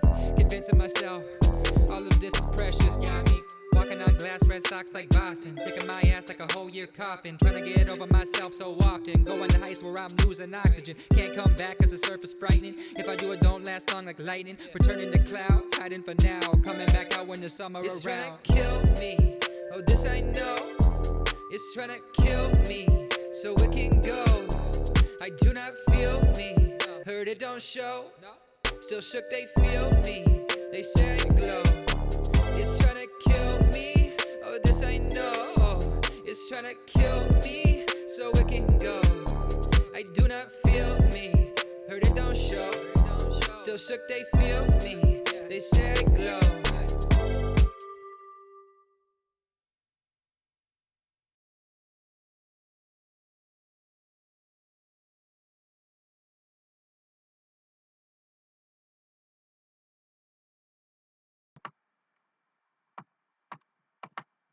Okay. Fun technical difficulties, everybody. That's the fun of live everything. Yeah, it's the first time we've ever done this. Yeah, and it's a relatively new program to me. I've been figuring it out. For the most part, we've avoided many bugs. One of them was YouTube just totally messing up. I think what happened there was exporting 4K video into a 1080 stream and then playing it on this stream really messed it up. Yeah. So we're good then. We're good. Yep. So we're just dealing with it the way we can right now. Anything you want to say about this this project, Oscar? Yeah. So it came about well, I've always wanted to do music videos, so yeah, it's just been like finding the right, opportunity. And we could be making music videos for like a bunch of people that we don't like. Like, like Hairball or whatever. but I just wanted to just work with someone that I actually liked. So when we got together, Hawk and I, we like really connected on our values of like artistically and stuff. So we just wanted to like make something really cool together. So he allowed us to be like indulgent, and I wanted to make something that was like sort of like a crime film or something you see like on A24. Right. But yeah, it was like really fun. It was my birthday, and we like had been planning for a month for this entire shoot, so it was like really cool. We had 2 nights to do it, and we actually like for the first time had a little bit of money to shoot something with. So like we were like, okay, like let's just go all out and try to shoot some heist thing. So yeah, it was extremely fun. It's like one of my favorite filming memories, and I think it's like really good. Yeah, it was fun. I edited it, and playing with that was really cool. There was a lot of freedom to kind of navigate it the way I wanted to. We shot a lot of stuff though, just with the opinion, or we knew that there was gonna be a certain thread through it, but a lot of stuff was gonna be open to finding it in the edit. And you and I, when you after you had first talked to Jared, I should not call him by his first name. It's just Huck. Yeah. When we first talked to him, or when you first talked to him, then you came to me and you wanted help, creating a story. You had the basic foundation of it and stuff, but then you and I spent one night in our studio and just kind of going through everything and trying to explore all the possibilities of what we thought were creatively fruitful. And then also, then you did a lot of research on what lens you wanted to use. We knew we were going to use the Blackmagic cinema camera. Yeah. But yeah, doing it that way, I don't know. Like I think it's like one of our best looking, maybe our best looking thing that we've made together. It just like is on another tier, I think, of project. Yeah, we were just like, yeah, again, it was like on a personal level. I think both of us were like, oh, okay, now it's time to get like serious and like make good And stuff. then honestly, like we were kind of surprised when we looked at the footage after the first day of shooting of how great it looked. Like, yeah, it felt like it opened an entirely new world to us of just like, all right, let's go. Like we're here now, and things that when you're an artist, sometimes it feels like I don't know, like you're sort of asymptotically is that what the right word is? It's a mathematical term of like it means you like infinitely approach an axis, but you never actually get to it. Yeah. You know what I mean? So like it just felt like we were continually making progress, but not getting to where we wanted to go specifically. Yeah. Right. And that's like a weird place to be in, obviously. But no, I feel really good about it, and Jared Huck is very happy with it. Yeah, I'm just excited for what we can do in the future. Honestly, like, yeah. I just want to collaborate more. Like Huck and I have talked about several ideas of what he wants to do, and if I ever have the opportunity to do that, like that would be amazing. Like I can't wait. And also, there's like plenty of other artists that we've been wanting to like collaborate with, and right. I mean, like we effectively have a music video with the metal band Mall planned. This stuff has all made it really difficult to get all the pre-production done and also be in the same room as other people. And have these sort of meetings that are important to have. But I do feel confident that on some way or another we're going to get it done. In the next, in hopefully June or July. We need to discuss further with them as to what we, what exactly the plan is. But yeah, I mean, there's so many opportunities on the horizon as far as like what can come next from this. Yeah. So, yeah. Are we rolling to the next one? Yeah, up next is more work with a local artist, an Explore. Oh yeah, that's right. This is something we kind of wanted to make a music video with him, but and for those who don't know Explore, he's a sort of electronic / like R&B, think somewhat like The Weeknd, somewhat like I would say like MP3. he's like very dream pop singer-songwriter type. Right. And we didn't really have the opportunity to make a music video per se, so we just decided to shoot one night with him, just go and explore, quote unquote, the area with him, and then yeah, this is what came of it. So enjoy.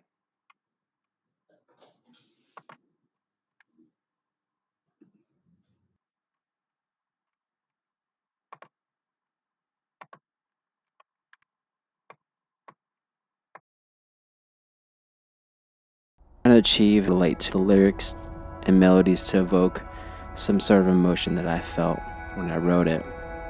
My sound changes. It's hard to pinpoint, it's hard to nail down exactly what it is because I draw from so many different influences. But the best way I would describe my sound is a nighttime drive. My first musical memory is when I was a little kid and my parents had a record player, and we would put on this Beatles live record, which was live at the Hollywood Bowl. And what I would do is I would go into my mom's closet and find her what looked like Cuban heels like the Beatles, and I would put on my suit and we would dance to the song Twist and Shout. My name is Brian Carmona, and I go by the artist name Explore.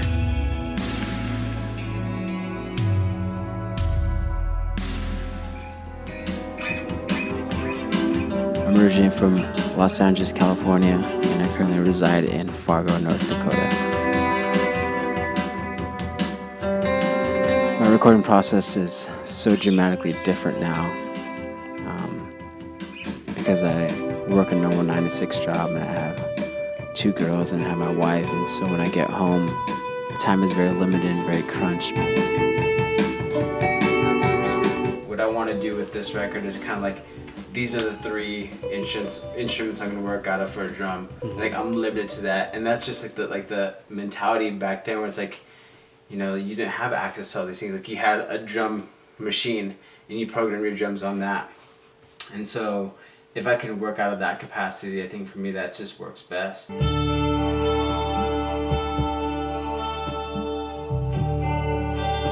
I hear something and I try to replicate that into the music. But basically it just looks like my laptop in my bedroom, crafting sounds, plugging in my guitar, throwing a bunch of reverb and delay on the guitar, and just trying to build an ambient of sound.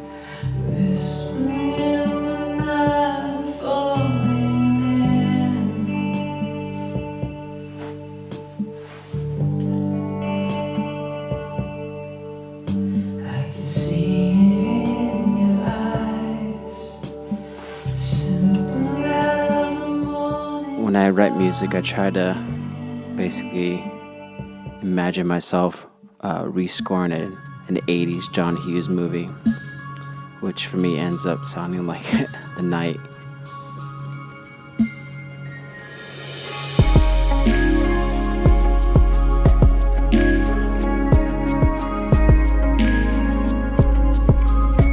I think one of the most vivid dreams I ever had was basically picturing the person I was going to spend the rest of my life with, which happens not to be my wife. And I'm very fortunate to have found someone that loves me so much and supports me. I think the older I get now, my inspiration comes from my family and just life experiences. My kids inspire me every single day. My 2 little girls, I see them and I want to give them a better life.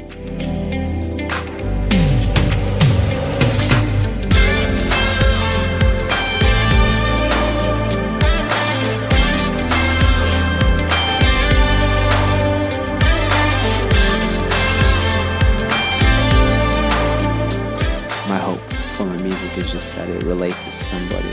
That one person tells another person, and the other person tells another one. And at the end of the day, they can hear my story, and my story would be a story of encouragement that you can achieve anything if you just stay consistent.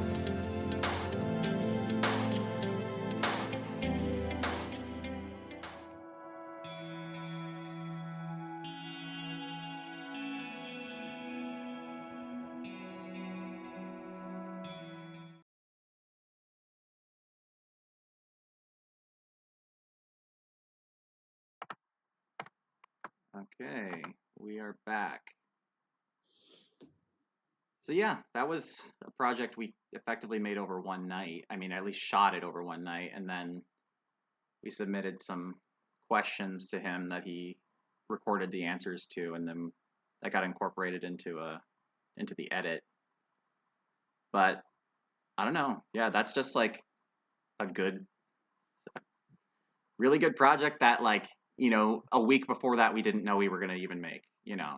It was cool. It was really cool collaborating with Brian, because Brian's super talented, and he has a really good idea of what his aesthetic is, like at any given moment, because he's as he changes as an artist, it's like everything else changes for him. So like this was, I think, a good representation of where he was as an artist, and yeah, it was just like one of those times where like we just like collaborated, clicked, and just like made something that was like uh about him in an interesting way instead of like a typical Q&A sort of thing. And yeah, it was cool. I really like that project. I like it a lot. Yeah, it's I don't know. Like it's just so interesting to look at, I think. And obviously like everything about the music creates or makes the ambiance like that much more, like, I don't even know what the right word is, like just available or like present, It's not something that like you have to suss out. It's just there, And I think that it I don't know. There's just like a style to it that, a lot of things that we have or we've made, we don't have anything else that is that style. I guess that's the way to put it, and that on its own, you know, makes it so cool. Yeah, right. Yeah, no, I like it a lot. I like that project a lot. Yeah, and I want to work with Explore more. So we'll see. We had plans this year. We had something going on, but like the COVID. Right. Blasted COVID. Yeah. Yeah, and he's starting to put out a little bit more music and stuff too, and that's awesome. Obviously we want all of our artists to be not pumping out stuff, but continuing to create, and making things that matter to them, I guess, not just sitting around. Like that was what we did at the beginning of Chamber 6 Media, was like, okay, we're here, why is anybody hiring us, and not just like focusing on what we want to make, Right. and that Yeah, man. kind of crazy Like to look back on I those hope times. people that are watching are people that are like looking to pursue film and stuff like that, because I feel like we have a lot of good ideas, or like we have enough experience to like guide people the right way when it comes to maybe like what they want to do, or even trying to like do it just as a first step, you know what I mean, like right. So I think, yeah, or I hope that young people see this, so we can like tell them to like, show, you should be able to make whatever you want and be an artist, Right. like, Or be okay with that. money obviously plays a part in stuff. Like obviously there's a lot of stuff we couldn't make without money, but like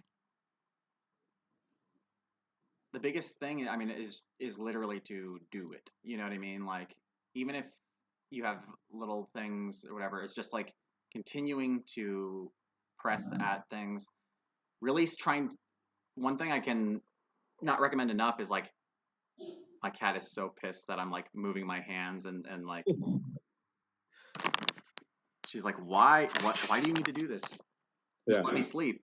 No, just literally study the way things look, you know, in film and so on. Like, that goes a long way. Like thinking about where lights go, when you're watching something, like where are the lights outside the frame?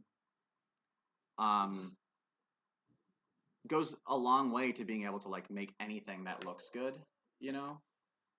And then the other side of that is that's like the studying, and then the homework is the doing the thing, you know? Right. Yeah, it's something that, like, you know, as we get older in age too, and we get like busier with our lives and stuff, it gets harder and harder to do or to find time to do it. Right. So I encourage people that are young and you have like time to just like do it. Get out there and like work out those ideas, because otherwise like life gets in the way and then it gets really hard to do it. And that's why like it takes us a long time to like make stuff. And Yeah. and as we're making stuff, we're learning, you know. Yeah, that's the tough road, you know. It's like there's not really an easy route, you know. If you move certain places, you know, you can find ways to, you know, get work and so on. But also like it can also mean you are just a grunt for a long time, you know, and a grunt in a way that like obviously what we do is like we do a lot of grunt work on our own, but in a way that like permanently situates you as like part of like a certain pecking order or whatever. And Yeah, it's a whole different conversation when we start talking about the industry of filmmaking and stuff. But yeah, are we gonna roll the documentary now? Yeah, hopefully. I think it's set up, but I'm kind of thinking it's not. So let me just mess around a little bit here. You can vamp if you want. Sure. Yeah, so the New Direction, which is what we're closing with, was it was this project that, you know, when Chamber 6 Media started, we just wanted to like get our name out there and show people that were like making stuff. And I had always heard about the New Direction being a music venue that was run by people our age, and I was like, it just kind of blew my mind. I was like, what do you mean? So we had this idea of like going around to like local businesses that we liked and making short documentaries about them. And so we basically did that about the New Direction. We just wanted to cover their New Direction Fest, which is like this weekend long thing. And we did that. And as we were compiling all the footage, we got news that they were about to close down. So we were like, oh shit. So we should just go and keep filming until they end. And we can tell a story about their history and like what happened. Right. And it ballooned from there. Like it became a 33-minute documentary short. We shot like 25 hours of footage, and it's something that I'm pretty proud of. Like I directed and edited it, and I think it's really solid. Yeah, it's something. I mean, we had a screening for it at the Fargo Film or the Fargo Theater in April of 2017. That we had a lot of, you know, we had a full packed that second screen for the first showing, and then we had a second showing that had, you know, it was like half full or something. So it was a pretty good crowd, and I don't know, yeah, it's just kind of like an interesting, you know, tale or whatever. And I am trying so hard to. My preview is like really giving me a lot of questions about whether or not it's playing. So let me just do a little bit more exploring here. But it just kind of ballooned down to that. Like we were super early into Chamber 6 Media, and we were like still figuring out what we wanted to do. And that kind of like took up all of our time. And around the time that we were going to release it, because then it took us like a whole year to like cut it together and find time and like figure out what we were trying to do with it. That's when we started filming Eviction. We started developing that. So it was like we were working on those at the same time. And I remember it was like kind of an insane time to be kind of operating in both these worlds. And that was the first time that we ever got attention for anything. And we had to navigate those waters and figure out what we were doing it for and like what was our intent. And I think we ruffled like a lot of feathers too, like on both sides of the whole argument. Like when we tried submitting it to the Fargo Theater, to the Fargo Film Festival, it got denied. And like, yeah, it's unclear, you know, what exactly was the, you know, when, you know, you don't really ever hear from festivals as to like what is their reasoning, you know. Yeah. But there's stuff that makes us suspect, you know, who knows, like it's an anti-gentrification movie, and that can ruffle feathers sometimes. Right. So yeah, it was I look back on that project fondly, and I wish we had more time to make more documentaries, because I really like it. And I know, or I've had, fortunately enough, several people come up to me or like message me about how much they like it, and that makes me happy. I think it's like really cool. I'm like unexpected. Like I didn't think people like it's always weird when you make a project. You never think that anyone beyond your immediate family is gonna watch it. Right. So when someone does, and then they tell you they like it, there's always that like, do you really? Like, are you trying to like just be nice to me? But then you have to realize that like, yeah, there are people that actually enjoyed it, you know? Right. Because it's like, you never think that, like when you're making a movie, I don't know, it's complicated. It's like sometimes like you don't think you convince yourself that no one's gonna watch it. / everyone is always monitoring your every move and right, is judging you super harshly about everything you're thinking or whatever. Yeah, exactly. Yeah, it's that whole struggle. So okay, let me try, and we'll see if this works, if I can start it. If not, I may try to pipe in doing it off of our YouTube channel. But okay. We'll see here.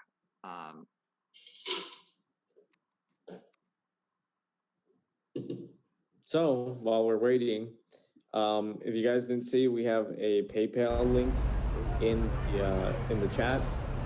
There, it's starting. Awesome. So, anyways, enjoy the movie.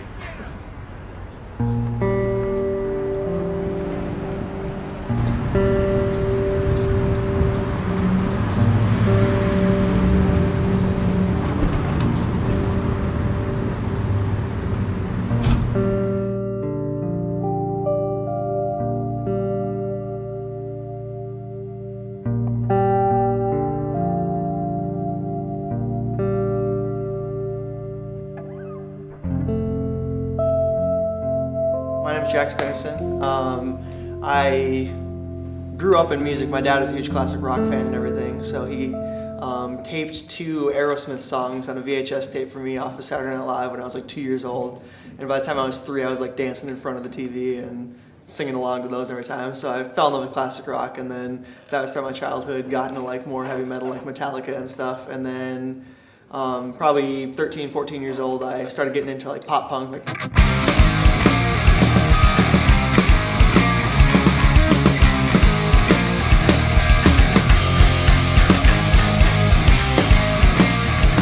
Buddies of mine would come to shows, and I really didn't know what shows meant at the time. And then one day, a friend of mine named Mark Radcliffe, he said, you should really come to this show, it's going to be huge, whatever. So me and my couple friends of mine decided to just go down and check it out. walked in there was like 350 people in there. It was insane. And I was just this little 14-year-old kid, so I didn't know what I was doing.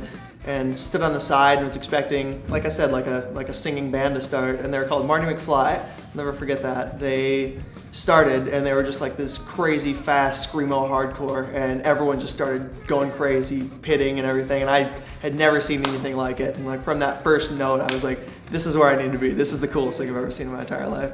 I'll never forget that night because that night really changed the course of everything I've done since then. So I started going to shows throughout that, and then me and some friends from junior high got together and actually started a band, pop punk band called Accidental Children at first, and then we changed our name to Too Fast for Frank. Played our first show in 2005, and then basically that was another changing point because after I played that first note on stage, I was like, you know what, this is also something I need to do. So then it just kind of happened. We'd be playing shows, I'd be going to shows, I'd be seeing local, regional touring bands every week as much as I could, and then just kind of evolved into a thing, and then now here I am running a venue that's the hub of all that in town. The main thing I've always wanted to do at this place is give some 14-year-old kid that same experience that I had doing that, coming to my first show and just being completely changed by it. Too Fast for Frank, my band, got asked to play a show at a new venue that was doing shows, and it was called the Red Raven. This is a cool coffee shop. And we said sure, because we said yes to every show at that time. Came down here, and it was a really cool spot. I mean, they were pretty new, so like none of the walls were painted yet. It was still very like brand new looking. The stage was in the corner instead of the side. And so we played it, and it was a really good show, really cool. The staff was awesome. We just discovered it was a really cool place to hang out. Over the years, people came and went, workers came and went, and they were always awesome about shows, but then stupid kids always have to mess things up, so they were starting to like etch their names into the tables and just like break things outside, and it just became a hassle for them. So eventually they started putting limitations on it. Me and three other guys, Charlie Wang, Jed Felix, and Rusty Steele, we got together. Well, actually, he wrote on my Facebook wall, he's like, what about us taking over the Red Ravens? And I've actually like went back and found that post every once in a while. I'm just like, this is what started it all. This is cool. Yeah, so I called the landlord, went up to the people upstairs, got his number, gave him a call, and was like, yeah, I mean, if you want to take a look at it, definitely go ahead. Apparently nobody else had been any interest in the space at all. So I met up with them in probably late January. We're like, hey, I think I'm taking over maybe in March or something. And he's like, yeah, absolutely. I mean, if you want to like come and show the other guys around, here's a key for it and everything. So he like gave us keys months before we even rented the space. But yeah, so no, we ended up meeting down here, taking it over, and March 2011 was when we started. March 4th, 2011 was our first show ever.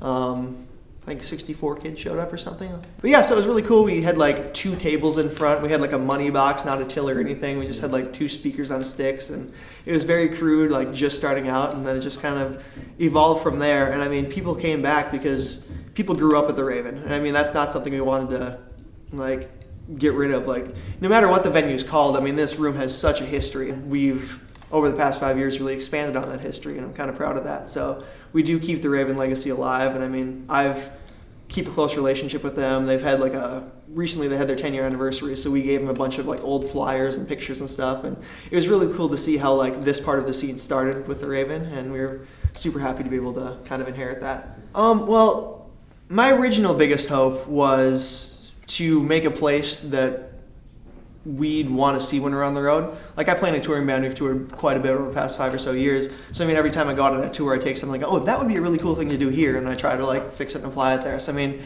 the original thing was to make a place that people walk in and say like, wow, I love this as a band, and also have a, like I said, a 14-year-old kid come in here and be like, wow, this is the coolest thing in the world. The funniest and I guess most iconic things about this venue now that everyone associates with it is the girls' bathroom, which sounds kind of weird, but here I'll show you, and it's kind of become a thing that everyone has to do when they're here.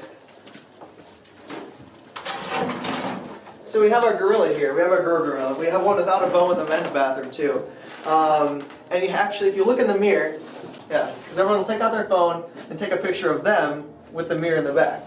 And they use the hashtag #GirlsOfTND, because it's the girls' bathroom. And if you look on Twitter or Instagram or anything like that, there's hundreds of pictures of just anybody, like bands, people going to shows, like some person had their baby in here and held their baby up for a Girls of TND picture one time. And then out here we have the main room.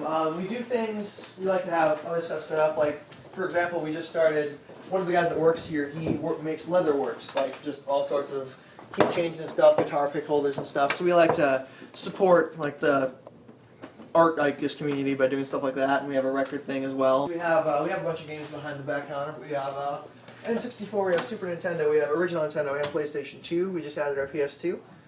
So yeah, there's that, and then we have a bunch of movies, VHS and DVD hooked up as well.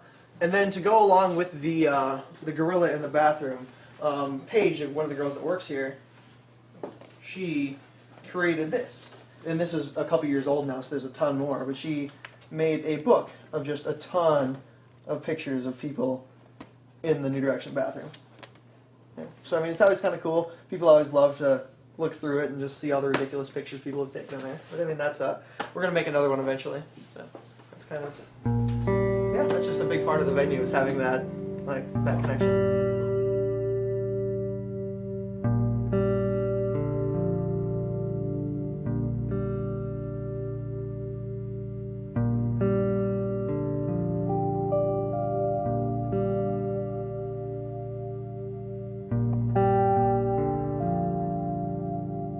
So after one show, I think it was that August of 2013, like, we all kind of sat down in our orange room and said, like, this isn't worth it anymore, it's not working, like, we're out of money constantly. We were gonna basically put in our notice saying we're leaving, and right around that time, the building got sold from a private owner, I guess you could say, a private owner to Goldmark Properties. I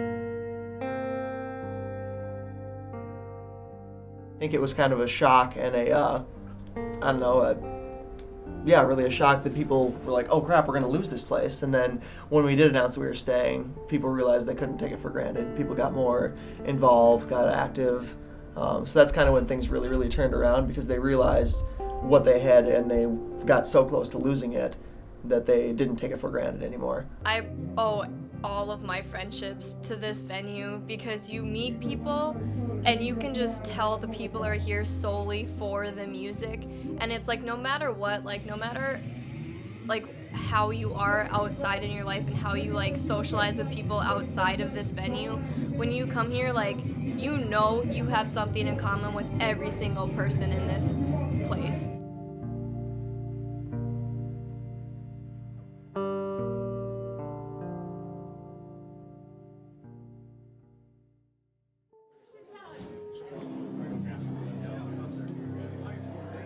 So we had some slow months because the winter's always slower, but we had absolutely 0 shows in January. We're like, oh, we're not going to make any money. Like, we need to do something. So Charlie came up with the idea of just asking like 15 local bands to like play a 3-day thing and call it something and make it cool.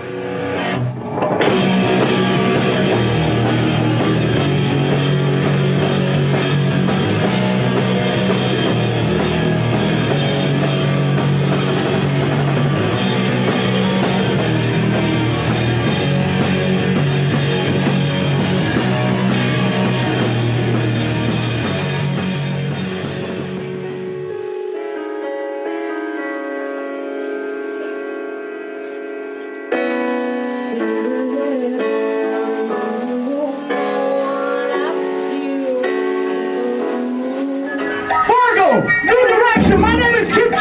Make some noise for my friend Hannah Westerholt. Put your hands up. Full-time job, never jumping the gym. Full-time at the ball, take your brother can get.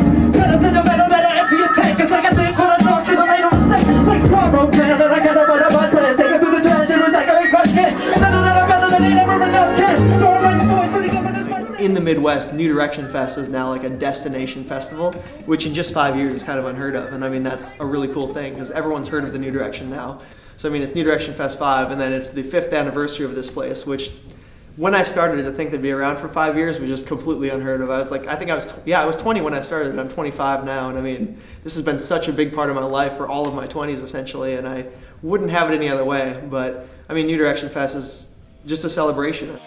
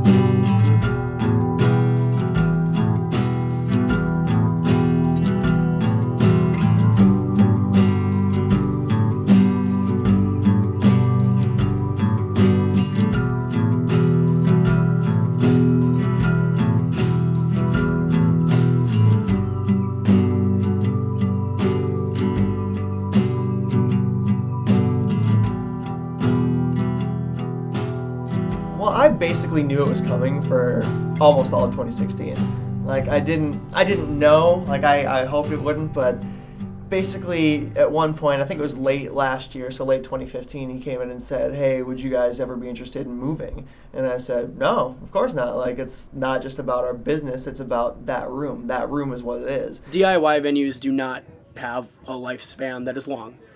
I probably know one venue around right now doing DIY stuff that's been open for more than 10 years. Like you got the CBGBs and Gilman Street, and I mean CBGB's closed because gentrification. Like they bought out the building because they want to make nicer things. I didn't know how to vision, like how to even picture having or not having the New Direction anymore, because it had been 5 years, so it didn't really hit me that I wouldn't have it. It was just more like, do I need to get the plans in place to close it or not? So there was some sadness there. There wasn't really anger. I don't know, because I guess I just hadn't hit me at the point where that we would be here now where we are now without having it anymore.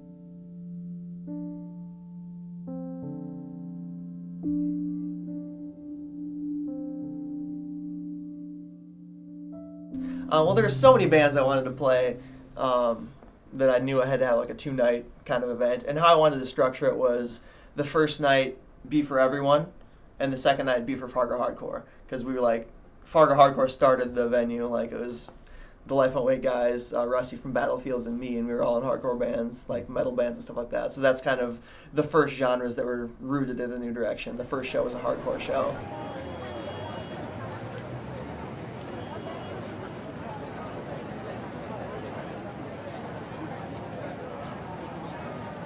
I mean, the internet probably speaks for itself. We got like 100 and some retweets right away, and like 300 and some shares on Facebook, and just this insane amount of people just like quoting the tweet or quoting the thing on Facebook and saying like, "Oh my God, I can't believe this is happening." People from not just Fargo, Moorhead, people from Minneapolis, Chicago. Like there's some posts from people in like New York and Texas and stuff. Like, man, like R.I.P. TND. Like it's losing the best venue in the country. So.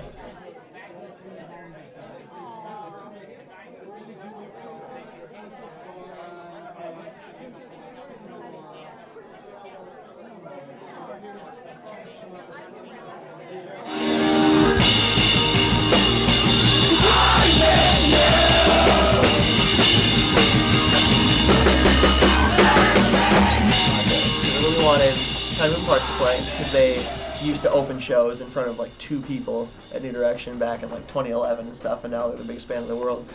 We'd play in front of like 10 to 15 people, like, you know, just our friends, and but now, you know, this is like, you know, we've played some, fortunate enough to like play like some sold out shows here too, and like 180 people or whatever, and it's just pretty insane, like starting from kind of the bottom and, you know, just kind of working our way up. But it's just a great community too and everything. Just made a lot of friends here and stuff, and that's why it's really special.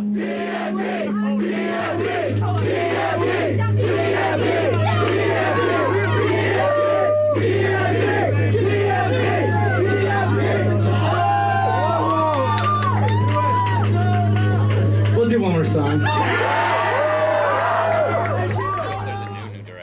I hope there's a newer direction. A newer direction. Yeah. Let's seriously, one more time. Let's get up for the New Direction. Jack and everybody.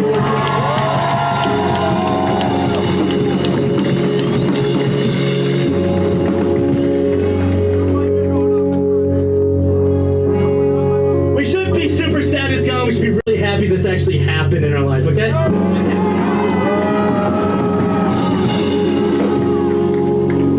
Thanks, everybody.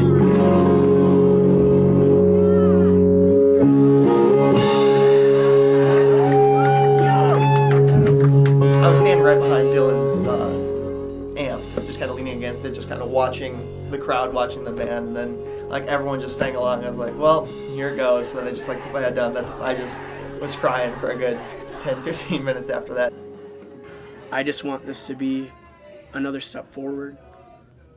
I want this place to be just good memories, where I got to see some of my favorite bands, got to book some of my favorite bands, got to meet some of my best friends that I'm ever going to have. And I just hope that it's the next step.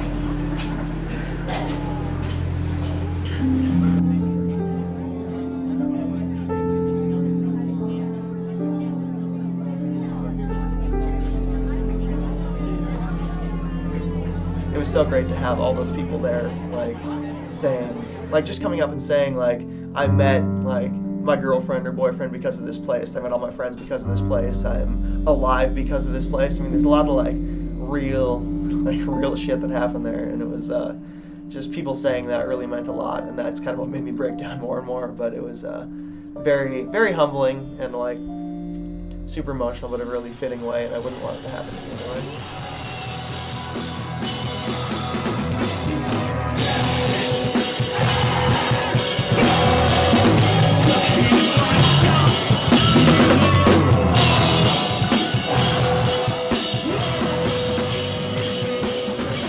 I heard about it through a text message. Someone just said, yep, it's closing in a month, and I was like, you gotta be kidding me. These people said like a couple years ago they were gonna close because of money problems, and then every month they'd be like, all right, it's our last month, and then they stopped saying it, and I was like, okay, they're in a good place again. So it really broke my fucking heart. I think immediately people are gonna be very sad about it. We're gonna hold on to that for a really long time, but I also think that there are people that are gonna put other things into place to see if there's any other physical way we could have an all ages venue. If nothing else, we have houses. We have been a place that's had house shows exclusively for years. So it's gonna be fine. We're going to have a scene whether we have a venue or not. This was like our second chance, you know? And it's real this time. We all know it's real. I found out about it this time from Jack as well, I think. You don't process it until you're here. I walked in yesterday and it was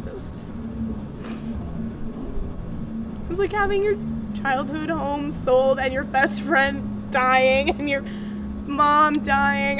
Like, where do you go?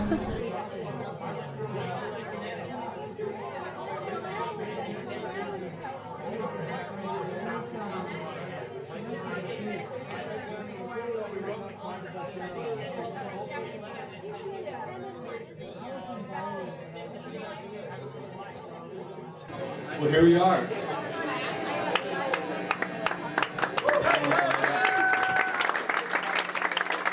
5 years later, and we're being chased back out of hiding. I don't know if that's a good thing, but when you deal with subcultures, that's bound to happen. I think nobody understands what's going on here. And so another venue must happen. I think greed and jealousy of what we have here, the message that we spread here, people don't understand. There's no money involved here, and it doesn't make sense. But it makes sense to us. And that's all. This song, well, we're like, won't wait. This song is called Drifter, and it's about music, I suppose. Well, I would like to quote the Mayan goddess, Shakira, no fighting. All right, let's get this over with. Life won't wait.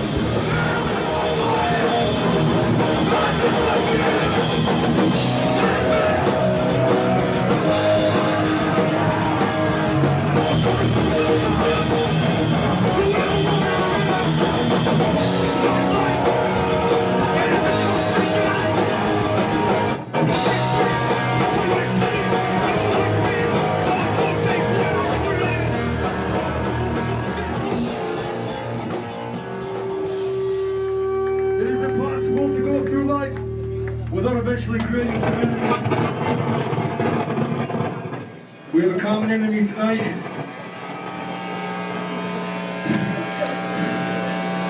This song goes out to gentrification.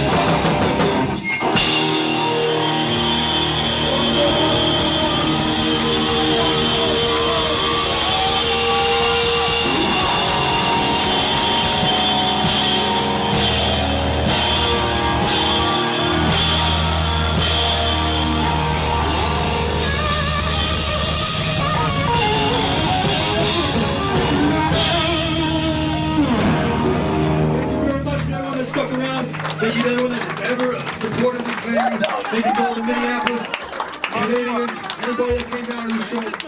We're all family.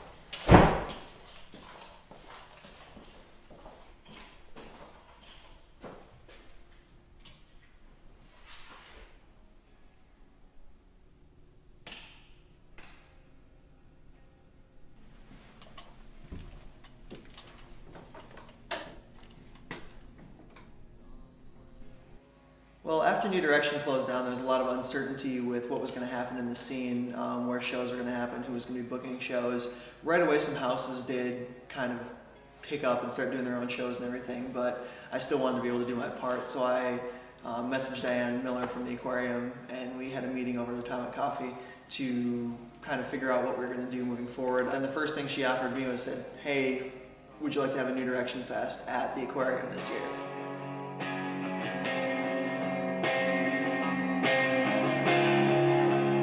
Get away from everyone.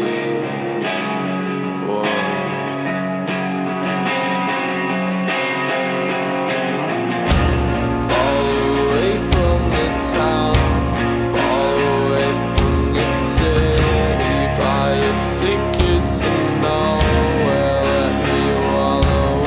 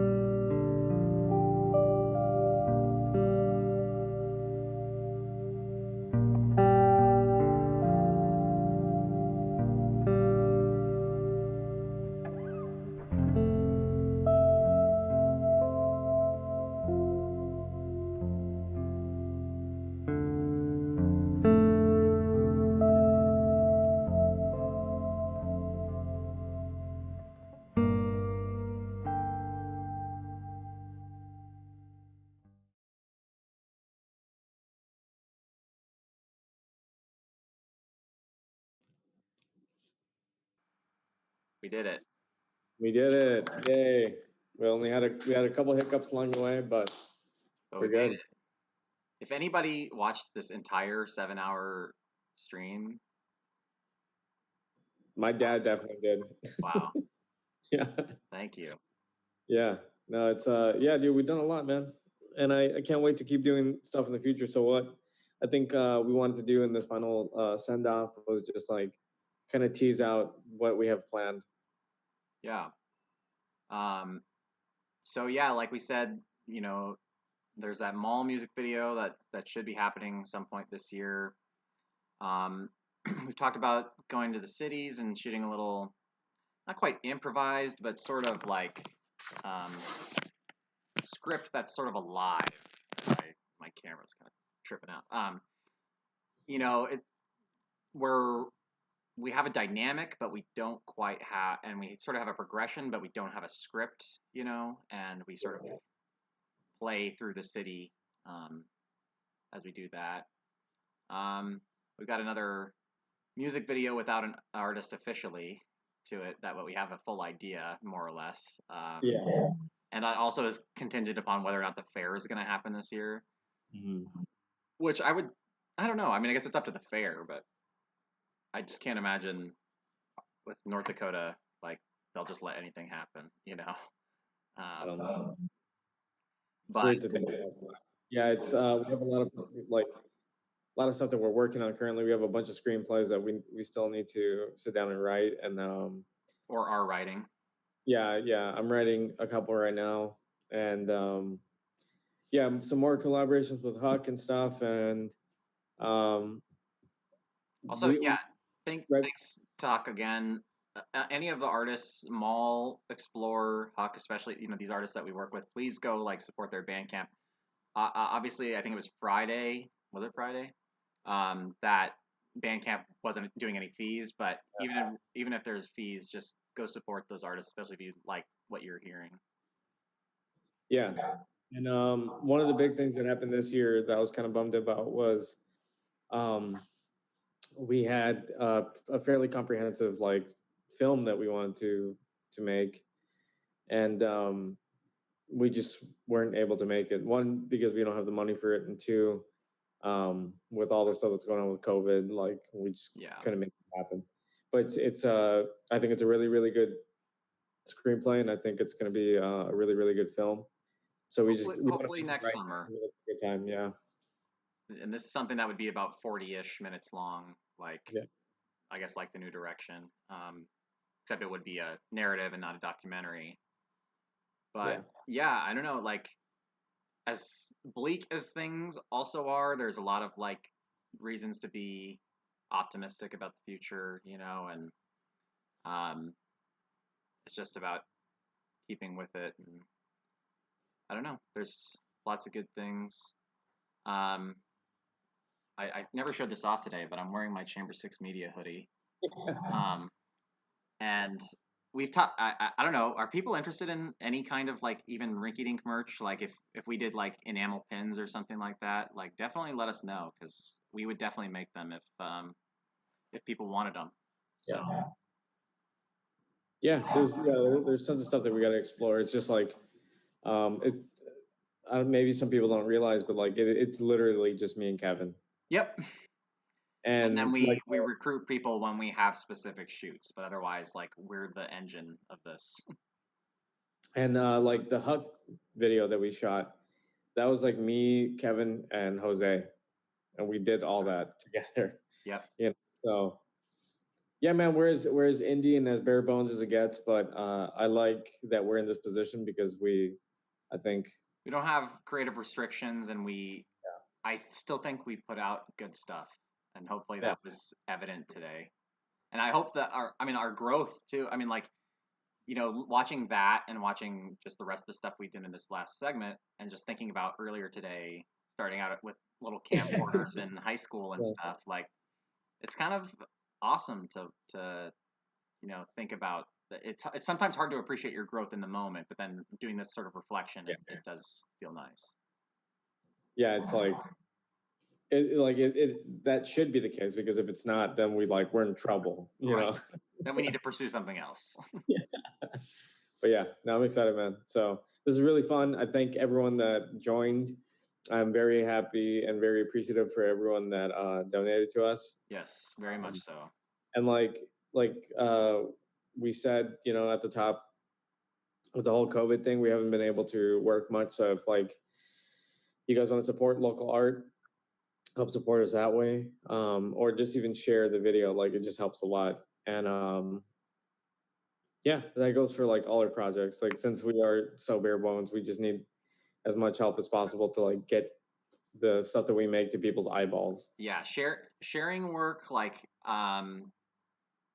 there's almost nothing when doing this stuff that I appreciate more than when people do that. Like clicking like and stuff like is awesome, and it does help other people see it, the way it generates in people's feeds and stuff, but like sharing it goes so much further and is an endorsement, obviously, when you see that. So if you like what you see, definitely consider doing that in the future. And also, yeah, follow on all our social media: Facebook, Instagram, Twitter, and then subscribe button, I assume, is just a mere inches away from where you're watching this right now. So subscribe on our YouTube too. So yeah, I don't know. Anything else you want to add, Oscar? Yeah, I got a podcast. It's at Talking Shit Pod on Spotify. You can find that. And then also the FM Solidarity Fund. Yep. That's going on for the COVID-19 stuff, where everyone's kind of contributing to a single pot and helping others. Yeah, not charity. It's solidarity. It's people being united as one thing, not I don't know, feeling good about like helping the less fortunate. It's everybody being in it together. Yeah. And yeah, just follow us on Instagram and stuff, and Twitter and Facebook and all that. And we'll talk to you guys soon. We have one more event planned for the end of May. It's another Netflix party thing, and I might as well just say, like, we're going to be hosting Uncut Gems, and we're going to be doing a live Q&A on Twitter through our good friend at the North Dakota Film Society, Scotty. So yeah, he's basically the one who organized the whole thing, and that's like his idea. But he's been gracious enough to let us host one of the movies that we like a lot. So we're going to be doing that at the end of May. Yeah, Scotty's all on a lot of this stuff. So yeah. So thank you so much for tuning in. Hopefully you guys liked it, and we would love to do some kind of future live stream event that we don't know what the nature of it will be in the future, but we'll probably try to do this again, and hopefully we'll have the hiccups figured out by then too. So, but yeah, that being said, I'm Kevin.